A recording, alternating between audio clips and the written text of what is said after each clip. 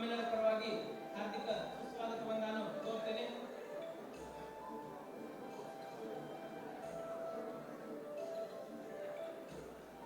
ಸುಸ್ವಾಗತವನ್ನು ನಾನು ಕೋರ್ತೇನೆ.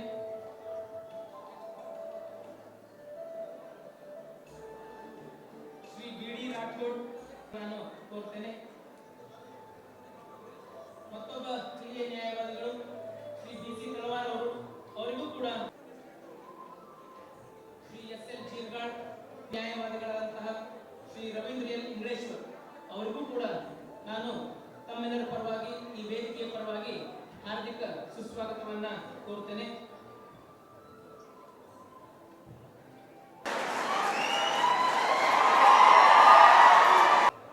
ವಿಜಯಪುರದ ಖ್ಯಾತ ಸಿವಿಲ್ ಇಂಜಿನಿಯರ್ ಆದಂತಹ ಶ್ರೀ ಉಮಾಶಂಕರ್ ಪತ್ತಾರ್ ಅವರು ಇವತ್ತು ನಮ್ಮೊಂದಿಗಿದ್ದಾರೆ. ಅವರಿಗೂ ಹಾರ್ದಿಕ ಸುಸ್ವಾಗತವನ್ನು ನಾನು ಕೋರ್ತೇನೆ. ಮತ್ತೊಬ್ಬ ಹಿರಿಯ ನ್ಯಾಯವಾದಿಗಳು ಶ್ರೀಯುತ ಸಂಗಮೇಶ್ ಡೋಂಗರಗಾವಿ ಅವರು ಇವತ್ತು ನಮ್ಮೊಂದಿಗಿದ್ದಾರೆ. ಕನ್ನಡ ಸಾಹಿತ್ಯ ಪರಿಷತ್ತಿನ ಗೌರವ ಕಾರ್ಯದರ್ಶಿಗಳಾದಂತಹ ಡಾಕ್ಟರ್ ಮಾಧವ್ ಗುಡಿ ಅವರು ಇವತ್ತು ನಮ್ಮೊಂದಿಗಿದ್ದಾರೆ. ಅವರಿಗೂ ಹಾರ್ದಿಕ ಸುಸ್ವಾಗತವನ್ನು ನಾನು ಕೋರ್ತೇನೆ. ಅವರಿಗೆ ಶರಣಯ್ಯ ಭಂಡಾರಮಠ ಸರ್ ಅವರು ಬಂದು ಸನ್ಮಾನವನ್ನು ಮಾಡ್ತೇನೆ. ವಿಜಯಪುರದ ಖ್ಯಾತ ಸಿವಿಲ್ ಇಂಜಿನಿಯರ್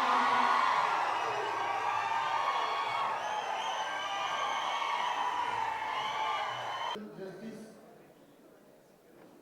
ಸಾಮಾಜಿಕ ನ್ಯಾಯಕ್ಕಾಗಿ ನಾಗರಿಕರು ಸಂವಿಧಾನ ಸನ್ಮಾನ ಮತ್ತು ಪುಸ್ತಕ. ಈಗ ಈ ಕಾರ್ಯಕ್ರಮದ ಪ್ರಾಸ್ತಾವಿಕ ಅತಿಥಿಗಳು ಶ್ರೀ ಚಿದಾನಂದ ಚಲವಾದಿ ದಲಿತ ಮುಖಂಡರು ವಿಜಯಪುರ ಕಾರ್ಯಕ್ರಮವನ್ನ ಉದ್ಘಾಟನೆ ಮಾಡಿ ನಾವು ಅವತ್ತಿನಿಂದ ಪ್ರತಿ ಶಾಲೆ ಕಾಲೇಜುಗಳಿಗೆ ಎಲ್ಲ ಮುಖಂಡರುಗಳಿಗೆ ಮತ್ತು ಕರ್ನಾಟಕ ರಾಜ್ಯದಲ್ಲಿ ಎಲ್ಲ ಜಿಲ್ಲೆಗಳಲ್ಲಿ ಆಗಬೇಕು ಅಂತ ಹೇಳಿ ಏನು ಅವತ್ತಿನ ದಿವಸ ಉದ್ಘಾಟನೆಗೊಂಡು ಬಿಜಾಪುರದಲ್ಲಿಯೂ ಕೂಡ ಡಿಸೆಂಬರ್ 10ನೇ ತಾರೀಕು ಈ ಕಾರ್ಯಕ್ರಮಕ್ಕೆ ತಾವೆಲ್ಲರೂ ಆಗಮಿಸಬೇಕು ಅಂತ ಹೇಳಿ ಕೇಳ್ಕೊಂಡಾಗ ತಾವೆಲ್ಲರೂ ಈ ಕಾರ್ಯಕ್ರಮದಲ್ಲಿ ಭಾಗವಹಿಸಿದ್ರಿ. ಇನ್ನು ಮುಂದಿನ ದಿನಮಾನಗಳಲ್ಲಿ ಇನ್ನೂ ವಿಧಾನ ಪರಿಷತ್ತಿನ ಸದಸ್ಯರು ವಾಗ್ಮಿಗಳಾದಂಥ ಸನ್ಮಾನ್ಯ ಸತಿ ರವಿ ಸರ್ ಅವರೇ, ನಮ್ಮ ನಾಯಕರು ಹಿರಿಯರು ದಲಿತ ಮುಖಂಡರಾದಂಥ ಸನ್ಮಾನ್ಯ ಶ್ರೀ ಎನ್ ಮಹೇಶ್ ಸರ್ ತೀರ್ಪು ಬಂದರೂ ಕೂಡ ನನ್ನ ಕುರ್ಚಿಗೆ ಯಾವುದೇ ರೀತಿಯ ತೊಂದರೆ ಆಗಬಾರದು. ಸುಪ್ರೀಂ ಕೋರ್ಟ್ ನನ್ನನ್ನು ರಾಜೀನಾಮೆ ಕೊಡು ಅಂತ ಹೇಳಿದ್ರು ಕೂಡ ನಾನು ರಾಜೀನಾಮೆ ಕೊಡಬಾರದು, ನಾನು ಪ್ರಧಾನಮಂತ್ರಿಯಾಗಿ ಮುಂದುವರಿಬೇಕು ಅನ್ನುವಂಥದ್ದು ಇಂದಿರಾ ಗಾಂಧಿ ಅವರು ಆಲೋಚನೆ. ಯಾವುದೇ ರೀತಿಯ ಕಾನೂನಿನ ಪ್ರಕ್ರಿಯೆ ನಡೆಯಲಿಕ್ಕಿಲ್ಲ, ಯಾವುದೇ ರೀತಿಯ ಕಾನೂನಿನ ಪ್ರಕ್ರಿಯೆ ನಡೆಯಲಿಕ್ಕಿಲ್ಲ ಅನ್ನುವಂತ 39ನೇ ತಿದ್ದುಪಡಿ ಪ್ರಕಾರ ದೇಶದ ಪ್ರಧಾನಮಂತ್ರಿಗಳ ಮೇಲೆ, ದೇಶದ ರಾಷ್ಟ್ರಪತಿಗಳ ಮೇಲೆ ಲೋಕಸಭೆ ಮತ್ತು ರಾಜ್ಯಸಭೆ ಈಡೇರಿಸಿದ್ರು. ಇವತ್ತು 14 ವರ್ಷದ ಸಮಗ್ರ ಇವತ್ತು ಭಾರತದ ಮಕ್ಕಳಿಗೆ ಉಚಿತ ಶಿಕ್ಷಣ ಏನಾದರೂ ಸಿಗ್ತಾ ಇದ್ರೆ ಅದು ಅಂಬೇಡ್ಕರ್ ಅವರ ಕನಸನ್ನು ವಾಜಪೇಯಿ ಅವರು ನನಸು ಮಾಡಿದ್ದಕ್ಕೆ ಈ ರೀತಿ ಭಾರತೀಯ ಜನತಾ ಪಾರ್ಟಿಯ 22 ತಿದ್ದುಪಡಿಗಳೇನಿದೆ ಅದು ಬಾಬಾ ಸಾಹೇಬರ ಆಶಯದಂತೆ ಆಗಿರ್ತಕ್ಕಂಥದ್ದು. ಕಾಂಗ್ರೆಸ್ನವರ 75 ತಿದ್ದುಪಡಿಗಳೇನಿದೆ ಅದು ಇಂದಿರಾ ಗಾಂಧಿ ಅವರ ಅಧಿಕಾರಕ್ಕಾಗಿ ಆಗಿರ್ತಕ್ಕಂಥದ್ದು. ಆದ ಕಾರಣ ಇವತ್ತು ಕಾಂಗ್ರೆಸ್ನವರು ಏನು ಸಂವಿಧಾನದ ಬಗ್ಗೆ ಮಾತನಾಡ್ತಾರೆ ಎಲ್ಲಾ ಸುಳ್ಳುಗಳಿಗೆ ಈ ಪುಸ್ತಕದಲ್ಲಿ ಉತ್ತರ ಕೊಡುವಂತ ಪ್ರಯತ್ನ ಮಾಡಿದ್ದೇನೆ. ತಾವೆಲ್ಲರೂ ಕೂಡ ಈ ಸತ್ಯವನ್ನು ಸಾಮಾನ್ಯ ಜನರಿಗೆ ತಿಳಿಸಿ ಜನಜಾಗೃತಿ ಮಾಡಬೇಕು ಅನ್ನುವಂತ ಒಂದು ವಿನಂತಿಯನ್ನು ಮಾಡಿ ನನ್ನ ಮಾತಿಗೆ ವಿರಾಮ ಮಾಡ್ತೇನೆ. ಭಾರತ್ ಮಾತಾ ಕಿ ಜೈ. ಲೋಕಸಭೆಯಲ್ಲಿ ಆ ಬಿಲ್ ಅನ್ನು ಪಾಸ್ ಮಾಡ್ತಾರೆ. ಆಗಸ್ಟ್ 8ನೇ ತಾರೀಕು ರಾಜ್ಯಸಭೆಯಲ್ಲಿ ಆ ಬಿಲ್ ಅನ್ನು ಪಾಸ್ ಮಾಡ್ತಾರೆ. ಆಗಸ್ಟ್ 9ನೇ ತಾರೀಕು ಶನಿವಾರ ಯಾವುದೇ ವಿಧಾನಸಭೆಗಳು ನಡೆಯದಿರುವಂತಹ ದಿವಸ ಈ ಬಿಲ್ ಪಾಸ್ ಆಗಬೇಕು ಅಂತ ಆದ್ರೆ ದೇಶದ 50% ರಾಜ್ಯಗಳ ಅನುಮೋದನೆ ಬೇಕಾಗಿರುತ್ತೆ. ಇಂದಿರಾ ಗಾಂಧಿ ಅವರ ಅಧಿಕಾರ ಉಳಿಸಬೇಕು ಅನ್ನುವಂತ ಒಂದೇ ಕಾರಣಕ್ಕಾಗಿ ಈ ದೇಶದಲ್ಲಿರ್ತಕ್ಕಂಥ ಸುಮಾರು 16 ಕಾಂಗ್ರೆಸ್ ಆಡಳಿತ ಇರತಕ್ಕಂಥ ರಾಜ್ಯ ಸರ್ಕಾರಗಳು ರಜಾ ದಿವಸವಾದರೂ ಕೂಡ ವಿಶೇಷ ಅಧಿವೇಶನವನ್ನು ಮಾಡಿ ಇಂದಿರಾ ಗಾಂಧಿ ಅವರನ್ನು ಹೇಗಾದ್ರೂ ಮಾಡಿ ಬಚಾವ್ ಮಾಡಬೇಕು ಅಂತ ಹೇಳಿ ರೆಸಲ್ಯೂಷನ್ ಅನ್ನು ಪಾಸ್ ಮಾಡಿ ಕಳಿಸ್ತಾರೆ.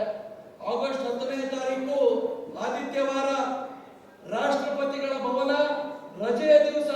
ಆದ್ರೆ ಇಂದಿರಾ ಗಾಂಧಿ ಅವರನ್ನು ಬಚಾವ್ ಮಾಡಬೇಕಲ್ವಾ, ರಾಷ್ಟ್ರಪತಿಗಳು ಕೂಡ ಅವರ ಕಚೇರಿಯನ್ನು ಓಪನ್ ಮಾಡಿ ಈ 39ನೇ ತಿದ್ದುಪಡಿಯನ್ನು ಪಾಸ್ ಮಾಡ್ತಾರೆ.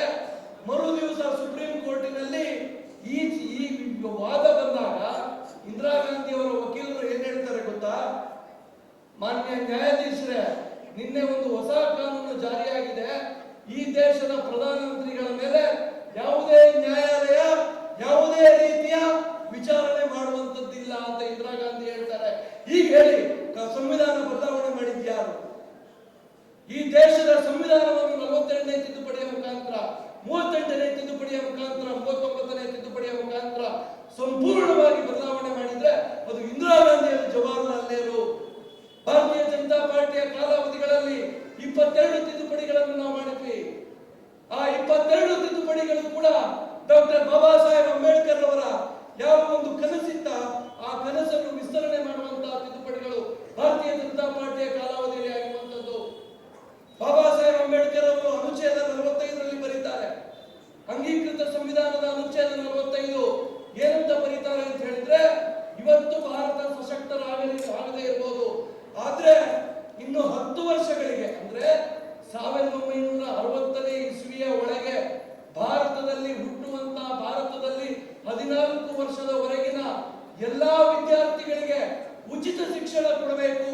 ಇದು ಇವತ್ತು ನಮಗೆ ಆಗದೆ ಇರ್ಬೋದು, 1960ನೇ ಇಸ್ವಿಯ ಒಳಗೆ ಆದ್ರೂ ಆಗಬೇಕು ಅಂತ ಬಾಬಾ ಸಾಹೇಬ್ ಅಂಬೇಡ್ಕರ್ ಅವರು ಸಂವಿಧಾನದ ಆರ್ಟಿಕಲ್ 45 ಅಲ್ಲಿ ಬರೀತಾರೆ.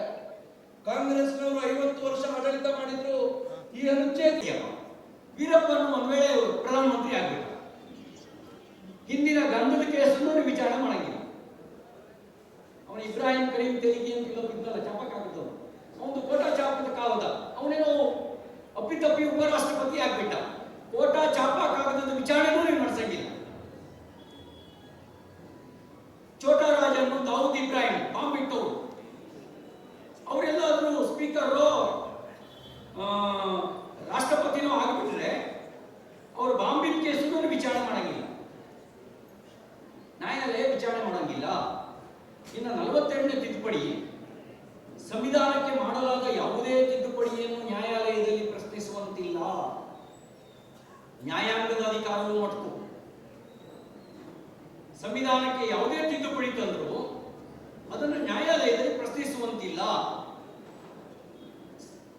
ಸಂವಿಧಾನ ವಿರೋಧವಾಗಿರುವಂತ ಯಾವುದೇ ತಿದ್ದುಪಡಿ ಅನೂರ್ಜಿತ ಮಾಡುವಂತ ಅವಕಾಶವನ್ನ, ಪರಾಮರ್ಶೆ ಮಾಡುವಂತ ಅವಕಾಶವನ್ನ ನ್ಯಾಯಾಲಯಕ್ಕೆ ಸಂವಿಧಾನವೇ ಕೊಟ್ಟಿದೆ. ಅಂತ ಒಂದು ಅವಕಾಶವನ್ನೇ ಕಿತ್ತುಕೊಳ್ಳುವಂತ ತಿದ್ದುಪಡಿ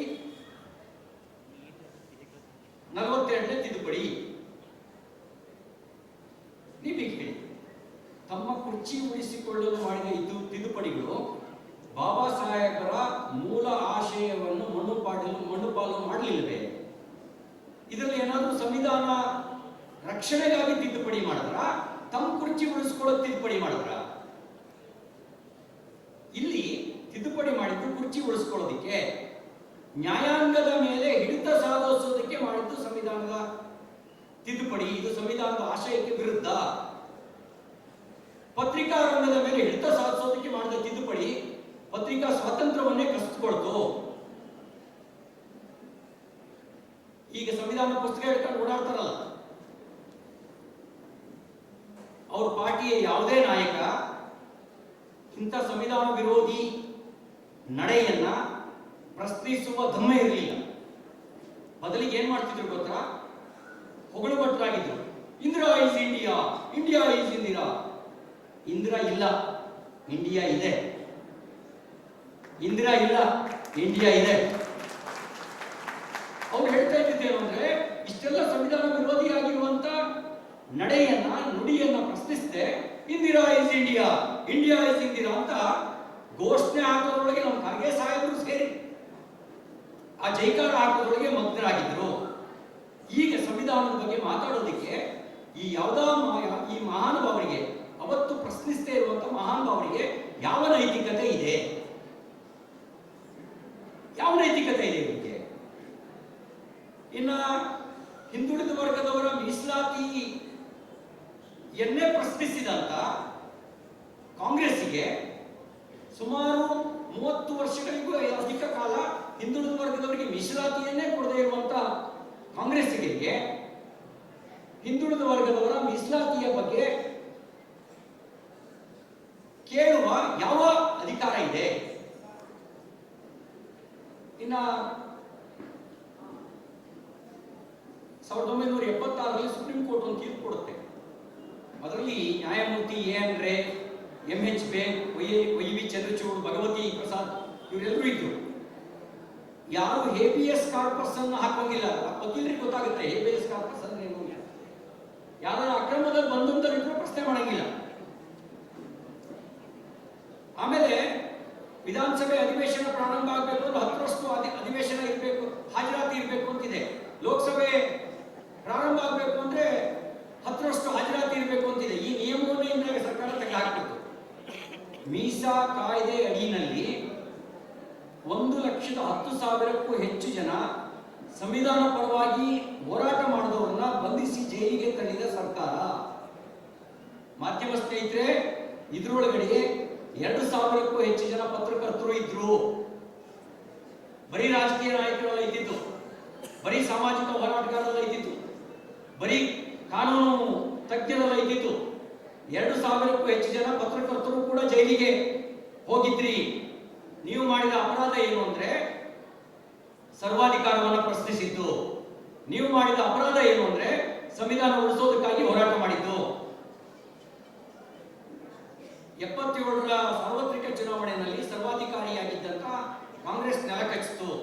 ಅಕಸ್ಮಾತ್ ಸೋಲ್ದೇ ಇದ್ದಿದ್ರೆ ಶಾಸಕಾಂಗದ ಮೇಲೆ ಹಿಡಿತ ಸಾಧಿಸುವ, ಪತ್ರಿಕಾ ರಂಗದ ಮೇಲೆ ಹಿಡಿತ ಸಾಧಿಸುವ ಕಾಯ್ದೆಗಳು ಮುಂದುವರಿತಾ ಇತ್ತು. ನೀವು ಅವಾಗ ಆಳುವವರ ತಪ್ಪನ್ನ ಎತ್ತಿ ಹೇಳುವ ಅವಕಾಶವೂ ಪತ್ರಕರ್ತರಿಗೆ ಇರ್ತಿರ್ಲಿಲ್ಲ. ಸಂವಿಧಾನ ವಿರೋಧಿಯಾಗಿ ವರ್ತಿಸಿದ ಸರ್ವಾಧಿಕಾರಿಯನ್ನ ಪ್ರಶ್ನಿಸುವ ಅವಕಾಶವೂ ಇರ್ತಿರ್ಲಿಲ್ಲ. ಚುನಾಯಿತ ರಾಜ್ಯ ಸರ್ಕಾರಗಳನ್ನ ಕಿತ್ತೊಗೆಯೋದಕ್ಕೆ 356ನೇ ವಿಧಿಯ ದುರುಪಯೋಗದಲ್ಲಿ ಕಾಂಗ್ರೆಸ್ ಒಂದು ಜಾಗತಿಕ ದಾಖಲೆ. ವಾಜಪೇಯಿ ಆಗಲಿ ನರೇಂದ್ರ ಮೋದಿ ಅವರಾಗಲಿ ಯಾವೊಂದು ಚುನಾಯಿತ ಸರ್ಕಾರವನ್ನು 356ನೇ ವಿಧಿಯನ್ನು ಬಳಸಿ ಕಿತ್ತು ಹಾಕಲಿಲ್ಲ. ಆದರೆ ಕಾಂಗ್ರೆಸ್ 90ಕ್ಕೂ ಹೆಚ್ಚು ಚುನಾಯಿತ ರಾಜ್ಯ ಸರ್ಕಾರಗಳನ್ನ 356ನೇ ವಿಧಿಯನ್ನ ಉಪಯೋಗಿಸಿಕೊಂಡು ದುರುಪಯೋಗಪಡಿಸಿಕೊಂಡು ರಾಷ್ಟ್ರಪತಿ ಆಡಳಿತವನ್ನು ಹೇರಿದೆ. 1957ರಲ್ಲಿ ಈ ಕಮ್ಯುನಿಸ್ಟರು ಇಂಡಿಯಾ ಅಲಯನ್ಸ್ ನ ಭಾಗ ಆಗಿದ್ದಾರೆ. 1957ರಲ್ಲಿ ಜವಾಹರ್ಲಾಲ್ ನೆಹರು ಅವರು ಕಿತ್ತಾಕಿದ್ದು EMS ನಮೂದಿರಿಪಾದ್ ಮುಖ್ಯಮಂತ್ರಿಯಾದ ಕೆಲವೇ ತಿಂಗಳಲ್ಲಿ ಕೇರಳ ಸರ್ಕಾರವನ್ನು ಕಿತ್ತಾಕಿದ್ರು 1957ರಲ್ಲಿ.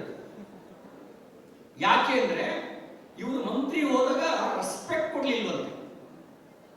ನೆಪ ಇನ್ನೇನು ಅಲ್ಲ, ಇವರು ಮಂತ್ರಿ ಹೋದಾಗ ರೆಸ್ಪೆಕ್ಟ್ ಕೊಡ್ಲಿಲ್ಲ ಅಂತ ಕಿತ್ತಾಕಿದ್ರು. 27 ಕಾಂಗ್ರೆಸ್ಸೇತರ ಸರ್ಕಾರಗಳನ್ನು ವಜಾ ಮಾಡಿದ ಕುಖ್ಯಾತಿ ಶ್ರೀಮತಿ ಇಂದಿರಾ ಗಾಂಧಿ ಅವರದು. DMK, TDP, ಎಡರಂಗ, NCP ಇತ್ಯಾದಿ ಪ್ರಾದೇಶಿಕ ಪಕ್ಷಗಳನ್ನು ಹಣಿಯೋದಕ್ಕೆ 356ನೇ ವಿಧಿಯ ದುರುಪಯೋಗವನ್ನು ಯಥೇಚ್ಛವಾಗಿ ಮಾಡಿದೆ. 92ರಲ್ಲಿ ಬಿಜೆಪಿಯ 4 ಸರ್ಕಾರಗಳನ್ನು ವಜಾ ಮಾಡಿದ್ರು. PV ನರಸಿಂಹರಾವ್ ಕಾಲದಲ್ಲಿ ರಾಜಸ್ಥಾನ ಸರ್ಕಾರ, ಹಿಮಾಚಲ ಪ್ರದೇಶ ಸರ್ಕಾರ, ಮಧ್ಯಪ್ರದೇಶದಲ್ಲಿ ಇದ್ದಂತ ಬಿಜೆಪಿ ಸರ್ಕಾರ, ಉತ್ತರ ಪ್ರದೇಶ ಸರ್ಕಾರ 4 ಸರ್ಕಾರಗಳನ್ನು ವಜಾ ಮಾಡಿದ್ರು. ಛತ್ತೀಸ್ಗಢ ಮತ್ತು ತೆಲಂಗಾಣ ರಾಜ್ಯ ಬಿಟ್ಟು ಒಂದಲ್ಲ ಒಂದು ರಾಜ್ಯಗಳು ಈ 356ನೇ ವಿಧಿಯ ದುರುಪಯೋಗಕ್ಕೆ ಒಳಗಾಗಿದ್ದಾವೆ. ಇನ್ನು ವಾಜಪೇಯಿ ಕಾಲದಲ್ಲಿ ತಿದ್ದುಪಡಿ ಆಯ್ತು, 14 ತಿದ್ದುಪಡಿ ಆಯ್ತು. ಏನೇನು ಕಾರಣಕ್ಕಾಯ್ತು ನೆನ್ಪಿಟ್ಕೊಳ್ಬೇಕು. SC/ST ಸಮಾಜ ಹಿನ್ನೆಲೆಯಿಂದ ಬಂದಿರೋರು ಅಂತ ಕೈ ಎತ್ತಿ. ನಾವು SC/ST ಹಿನ್ನೆಲೆಯಿಂದ ಬಂದಿರೋರು, ನೀವು ನೆನ್ಪಿಟ್ಕೊಳ್ಬೇಕು. ವಾಜಪೇಯಿ ತಿದ್ದುಪಡಿ ಮಾಡಿದ್ದು SC/ST ಮೀಸಲಾತಿಯನ್ನು ವಿಸ್ತರಣೆ ಮಾಡೋದಕ್ಕೆ ತಿದ್ದುಪಡಿ ಮಾಡಿದ್ರು. ತಪ್ಪ? ಮೀಸಲಾತಿಯನ್ನು ವಿಸ್ತರಿಸೋದಕ್ಕೆ ತಿದ್ದುಪಡಿ ಮಾಡಿದ್ರು. ತೆರಿಗೆ ಸರಳೀಕರಣಕ್ಕಾಗಿ ತಿದ್ದುಪಡಿ ಮಾಡಿದ್ರು. ಬ್ಯಾಕ್ಲಾಗ್ ಹುದ್ದೆ ನಲ್ಲಿ SC/ST ಮೀಸಲಾತಿ ರಕ್ಷಣೆಗಾಗಿ ತಿದ್ದುಪಡಿ ಮಾಡಿದ್ರು. SC/ST ಬಡ್ತಿ ಮೀಸಲಾತಿಯ ತೊಡಕನ್ನು ನಿವಾರಿಸೋದಕ್ಕೆ ತಿದ್ದುಪಡಿ ಮಾಡಿದ್ರು. ಅರುಣಾಚಲ ಪ್ರದೇಶದಲ್ಲಿ ಲೋಕಲ್ ಬಾಡಿ ಪಂಚಾಯತ್ ರಾಜ್ ಸಂಸ್ಥೆಗಳಲ್ಲಿ SC ಮೀಸಲಾತಿಗೆ ಕೊಡೋದಕ್ಕೆ ತಿದ್ದುಪಡಿ ಮಾಡಿದ್ರು. ಸಾಂದರ್ಭಿಕ ಹಿರಿತನದ ಮೇಲೆ ಮೀಸಲಾತಿ ಬಡ್ತಿ ಮೀಸಲಾತಿ ಜಾರಿಗೊಳಿಸೋದಕ್ಕೆ ತಿದ್ದುಪಡಿ ಮಾಡಿದ್ರು.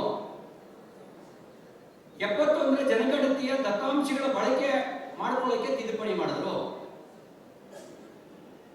14 ವರ್ಷದವರೆಗೆ ಕಡ್ಡಾಯ ಶಿಕ್ಷಣ, ರೈಟ್ ಟು ಎಜುಕೇಶನ್ ತರೋದಕ್ಕೆ 2002ರಲ್ಲಿ ವಾಜಪೇಯಿ ತಿದ್ದುಪಡಿ ಮಾಡಿದ್ರು.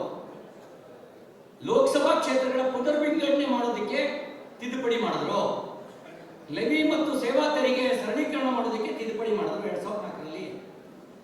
ಎಸ್ಟಿ ಆಯೋಗಕ್ಕೆ ರಾಷ್ಟ್ರೀಯ ಆಯೋಗ ರಚನೆ ಮಾಡೋದಕ್ಕೆ ತಿದ್ದುಪಡಿ ಮಾಡಿದ್ರು. ಬೋಡೋ ಪ್ರದೇಶದವರಿಗೆ ಮೀಸಲಾತಿ ಕೊಡೋದಕ್ಕೆ ಅಸ್ಸಾಂನಲ್ಲಿ ತಿದ್ದುಪಡಿ ಮಾಡಿದ್ರು. ಸಚಿವ ಸಂಪುಟದ ಗಾತ್ರ ಮುಂಚೆ 100 ಜನ MLAಗಳಿದ್ರೆ 90 ಜನ ಮಂತ್ರಿ ಮಾಡ್ಕೊಳ್ಳೋದು, ಅದು 15% ಮಾತ್ರ ಇರಬೇಕು ಒಟ್ಟು ಶಾಸಕರಲ್ಲಿ ಅನ್ನೋದನ್ನ ತರೋದಕ್ಕೆ ತಿದ್ದುಪಡಿ ಮಾಡಿದ್ರು. ಅಧಿಕೃತ ಭಾಷೆಗಳ ಪಟ್ಟಿಗೆ ಮೈಥಿಲಿ ಬುಡಕಟ್ಟು ಸೇರ್ಪಡೆ ಮಾಡೋದಕ್ಕೆ ತಿದ್ದುಪಡಿ ಮಾಡಿದ್ರು.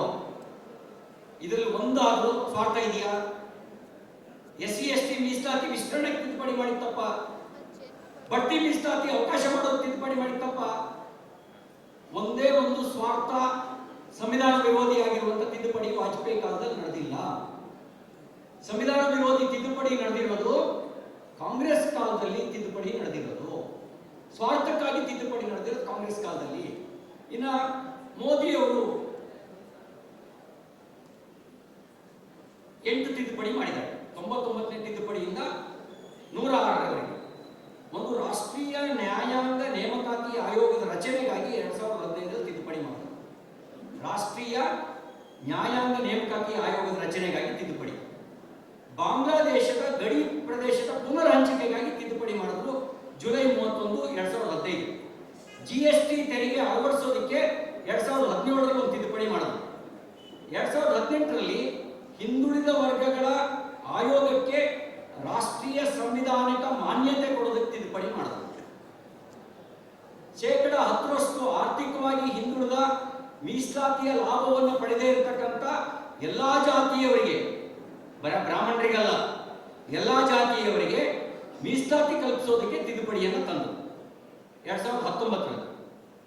SC/ST ಮೀಸಲಾತಿಯನ್ನ ಮತ್ತೆ ಮುಂದಿನ 10 ವರ್ಷಕ್ಕೆ 2030ರವರೆಗೂ ವಿಸ್ತರಿಸೋದಕ್ಕೆ ತಿದ್ದುಪಡಿಯನ್ನು ತಂದರು. ಆಂಗ್ಲೋ ಇಂಡಿಯನ್ ಮೀಸಲಾತಿಯನ್ನು ರದ್ದುಪಡಿಸೋದಕ್ಕೆ ಬ್ರಿಟಿಷ್ ಹೋಗಿದ್ದಾರೆ. ಆಂಗ್ಲೋ ಇಂಡಿಯನ್ ಬೇಕಾ? ಆ ಮೀಸಲಾತಿ ರದ್ದುಪಡಿಸೋದಕ್ಕೆ ತಿದ್ದುಪಡಿಯನ್ನ ತಂದರು. OBC ವರ್ಗವನ್ನು ಗುರುತಿಸುವಂತ ಅಧಿಕಾರವನ್ನು ರಾಜ್ಯಗಳಿಗೆ ಕೊಡೋದಕ್ಕೆ ತಿದ್ದುಪಡಿಯನ್ನ ತಂದರು. 33% ಮಹಿಳೆಯರಿಗೆ ಮೀಸಲಾತಿಯನ್ನ ಕಲ್ಪಿಸೋದಕ್ಕೆ, ಮಹಿಳಾ ಮೀಸಲಾತಿಯನ್ನು ಕಲ್ಪಿಸೋದಕ್ಕೆ ತಿದ್ದುಪಡಿಯನ್ನ 2023ರಲ್ಲಿ ತಂದರು. 370ನೇ ವಿಧಿಯನ್ನು ರದ್ದುಪಡಿಸೋದಕ್ಕೆ ತಿದ್ದುಪಡಿಯನ್ನು ತಂದರು. ಇದರಲ್ಲಿ ಯಾವ ಸ್ವಾರ್ಥ ಇದೆ? ಇದರ ತಾನಾಸಾಹಿ ಎಲ್ಲಿದೆ? ಯಾರು ತಾನಾಸಾಹಿ, ಯಾರು ಸ್ವಾರ್ಥಿ? ಇದನ್ನ ನೀವು ಪರಾಮರ್ಶೆ ಮಾಡಿ ಅಂತ ವಿನಂತಿ ಮಾಡಿ ಬಯಸ್ತೇನೆ. ಕಡೆಯದಾಗಿ ಇನ್ನು 3 ನಿಮಿಷ ತಗೋತೀನಿ ನೋಡಿ. ಅಂಬೇಡ್ಕರ್ ಅವರಿಗೆ ಭಾರತ ರತ್ನ ಕೊಟ್ಟಿದ್ದು ಕಾಂಗ್ರೆಸ್ ಅಲ್ಲ. 56ರಲ್ಲಿ ಅಂಬೇಡ್ಕರ್ ತೀರ್ಕೊಂಡಿದ್ದು, ಅವರಿಗೆ ಅವರೇ ಭಾರತ ರತ್ನ ಕೊಟ್ಕೊಂಡ್ರು. ಅಂಬೇಡ್ಕರ್ ಅವರಿಗೆ ಭಾರತ ರತ್ನ ಕೊಟ್ಟಿದ್ದು ಅಟಲ್ ಬಿಹಾರಿ ವಾಜಪೇಯಿ ಅವರು ಪ್ರಸ್ತಾಪ ಮಾಡಿದ್ರು. BP ಸಿಂಗ್ ಪ್ರಧಾನಮಂತ್ರಿ ಆಗಿದ್ದು 1990ರಲ್ಲಿ ಭಾರತ ರತ್ನವನ್ನು ಕೊಟ್ಟಿದ್ದು ಕಾಂಗ್ರೆಸ್ ಅಲ್ಲ. ಕಾಂಗ್ರೆಸ್ಸೇತರ ಸರ್ಕಾರ, BJP ಬೆಂಬಲಿತ ಸರ್ಕಾರ ಪ್ರಸ್ತಾವನೆ ಅಟಲ್ ಬಿಹಾರಿ ವಾಜಪೇಯಿ. ಅಂಬೇಡ್ಕರ್ ಅವರ ಪಂಚಧಾಮಗಳನ್ನ ಪಂಚತೀರ್ಥಗಳನ್ನಾಗಿ ಅಭಿವೃದ್ಧಿಪಡಿಸಿದ್ದು ಕಾಂಗ್ರೆಸ್ ಅಲ್ಲ. ವಿವರವನ್ನು ನಾನು ಹೋಗೋದಿಲ್ಲ. ಪಂಚಧಾಮಗಳನ್ನ ಪಂಚತೀರ್ಥಗಳನ್ನಾಗಿ ಅಭಿವೃದ್ಧಿಪಡಿಸಿದ್ದು ಭಾರತೀಯ ಜನತಾ ಪಾರ್ಟಿ ಸರ್ಕಾರ. ಅಂಬೇಡ್ಕರ್ ಅವರಿಗೆ ಬದುಕಿದ್ದಾಗ ಸೋಲಿಸಿ ಸತ್ತಾಗ 6 ಅಡಿ 3 ಅಡಿ ದೆಹಲಿಯಲ್ಲಿ ಜಾಗ ಕೊಡದೇ ಇದ್ದಿದ್ದು ಕಾಂಗ್ರೆಸ್ ಪಾರ್ಟಿ. ಈಗ ಯೋಚನೆ ಮಾಡಿ, ಯಾರು ಅಂಬೇಡ್ಕರ್ ವಿರೋಧಿ, ಯಾರು ಸಂವಿಧಾನ ವಿರೋಧಿ, ಯಾರು ಸರ್ವಾಧಿಕಾರಿ? ಇದನ್ನ ನಾನು ಹೇಳಿದ ತಕ್ಷಣ ನಂಬಿ ಅಂತ ನಾನು ಹೇಳಲ್ಲ. ನೀವು ಅಧ್ಯಯನ ನಡೆಸಿ. ನಾನು ಹೇಳಿದ ಮಾತಲ್ಲಿ ಸತ್ಯ ಇದೆ ಅಂತಾದ್ರೆ ನೀವು ಮನದಟ್ಟು ಮಾಡಿಕೊಂಡು ಉಳಿದವರಿಗೆ ಮನವರಿಕೆ ಮಾಡ್ಕೊಡ್ತೀರಾ? ಸತ್ಯದ ಪರವಾಗಿ ನಿಲ್ತೀವಿ ಅಂದ್ರೆ ಕೈ ಎತ್ತಿ. ಸತ್ಯದ ಪರವಾಗಿ ನಿಲ್ತೇವೆ. ಸತ್ಯದ ಪರವಾಗಿ ನಿಲ್ಲಿ. ಒಂದ್ಸರಿ ಜೋರಾಗಿ ಹೇಳಿ, ಸತ್ಯಮೇವ ಸತ್ಯಮೇವ. ಸಂವಿಧಾನ ನಮ್ಮ ಹೆಮ್ಮೆ, ಸಂವಿಧಾನ ನಮ್ಮ ಸಂವಿಧಾನ ಭಾರತ್, ಜೈ ಭೀಮ್, ಭಾರತ್ ಮಾತಾ ಕಿ ಧನ್ಯವಾದ. ಇದು ಸಂವಿಧಾನ ಸಮ್ಮಾನ ಅಭಿಯಾನದ ಅಂಗವಾಗಿ ಸಿಟಿಜನ್ಸ್ ಫಾರ್ ಸೋಷಿಯಲ್ ಜಸ್ಟಿಸ್ ಎನ್ನುವ ಸಂಸ್ಥೆ ಆಯೋಜನೆ ಮಾಡಿರ್ತಕ್ಕಂಥ ಅರ್ಥಪೂರ್ಣವಾಗಿರ್ತಕ್ಕಂಥ ಸುಸಂಸ್ಕೃತ ಸಭ್ಯ ಒಂದು ಕಾರ್ಯಕ್ರಮ.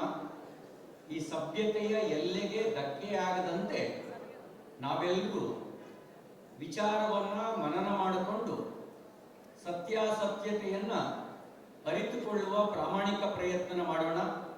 ನಮ್ಮ ಆವೇಶ, ಉದ್ವೇಗಗಳಿಗೆ, ಉತ್ಸಾಹಕ್ಕೆ ಚೌಕಟ್ಟನ್ನು ವಿಧಿಸಿಕೊಂಡು ಸಭ್ಯತೆಯ ಎಲ್ಲೆ ಮೀರದಂತೆ ನಾವು ವರ್ತಿಸೋಣ ಅನ್ನೋದು ತಮ್ಮೆಲ್ಲರಲ್ಲಿ ನನ್ನ ಸವಿನಯ ಪ್ರಾರ್ಥನೆ.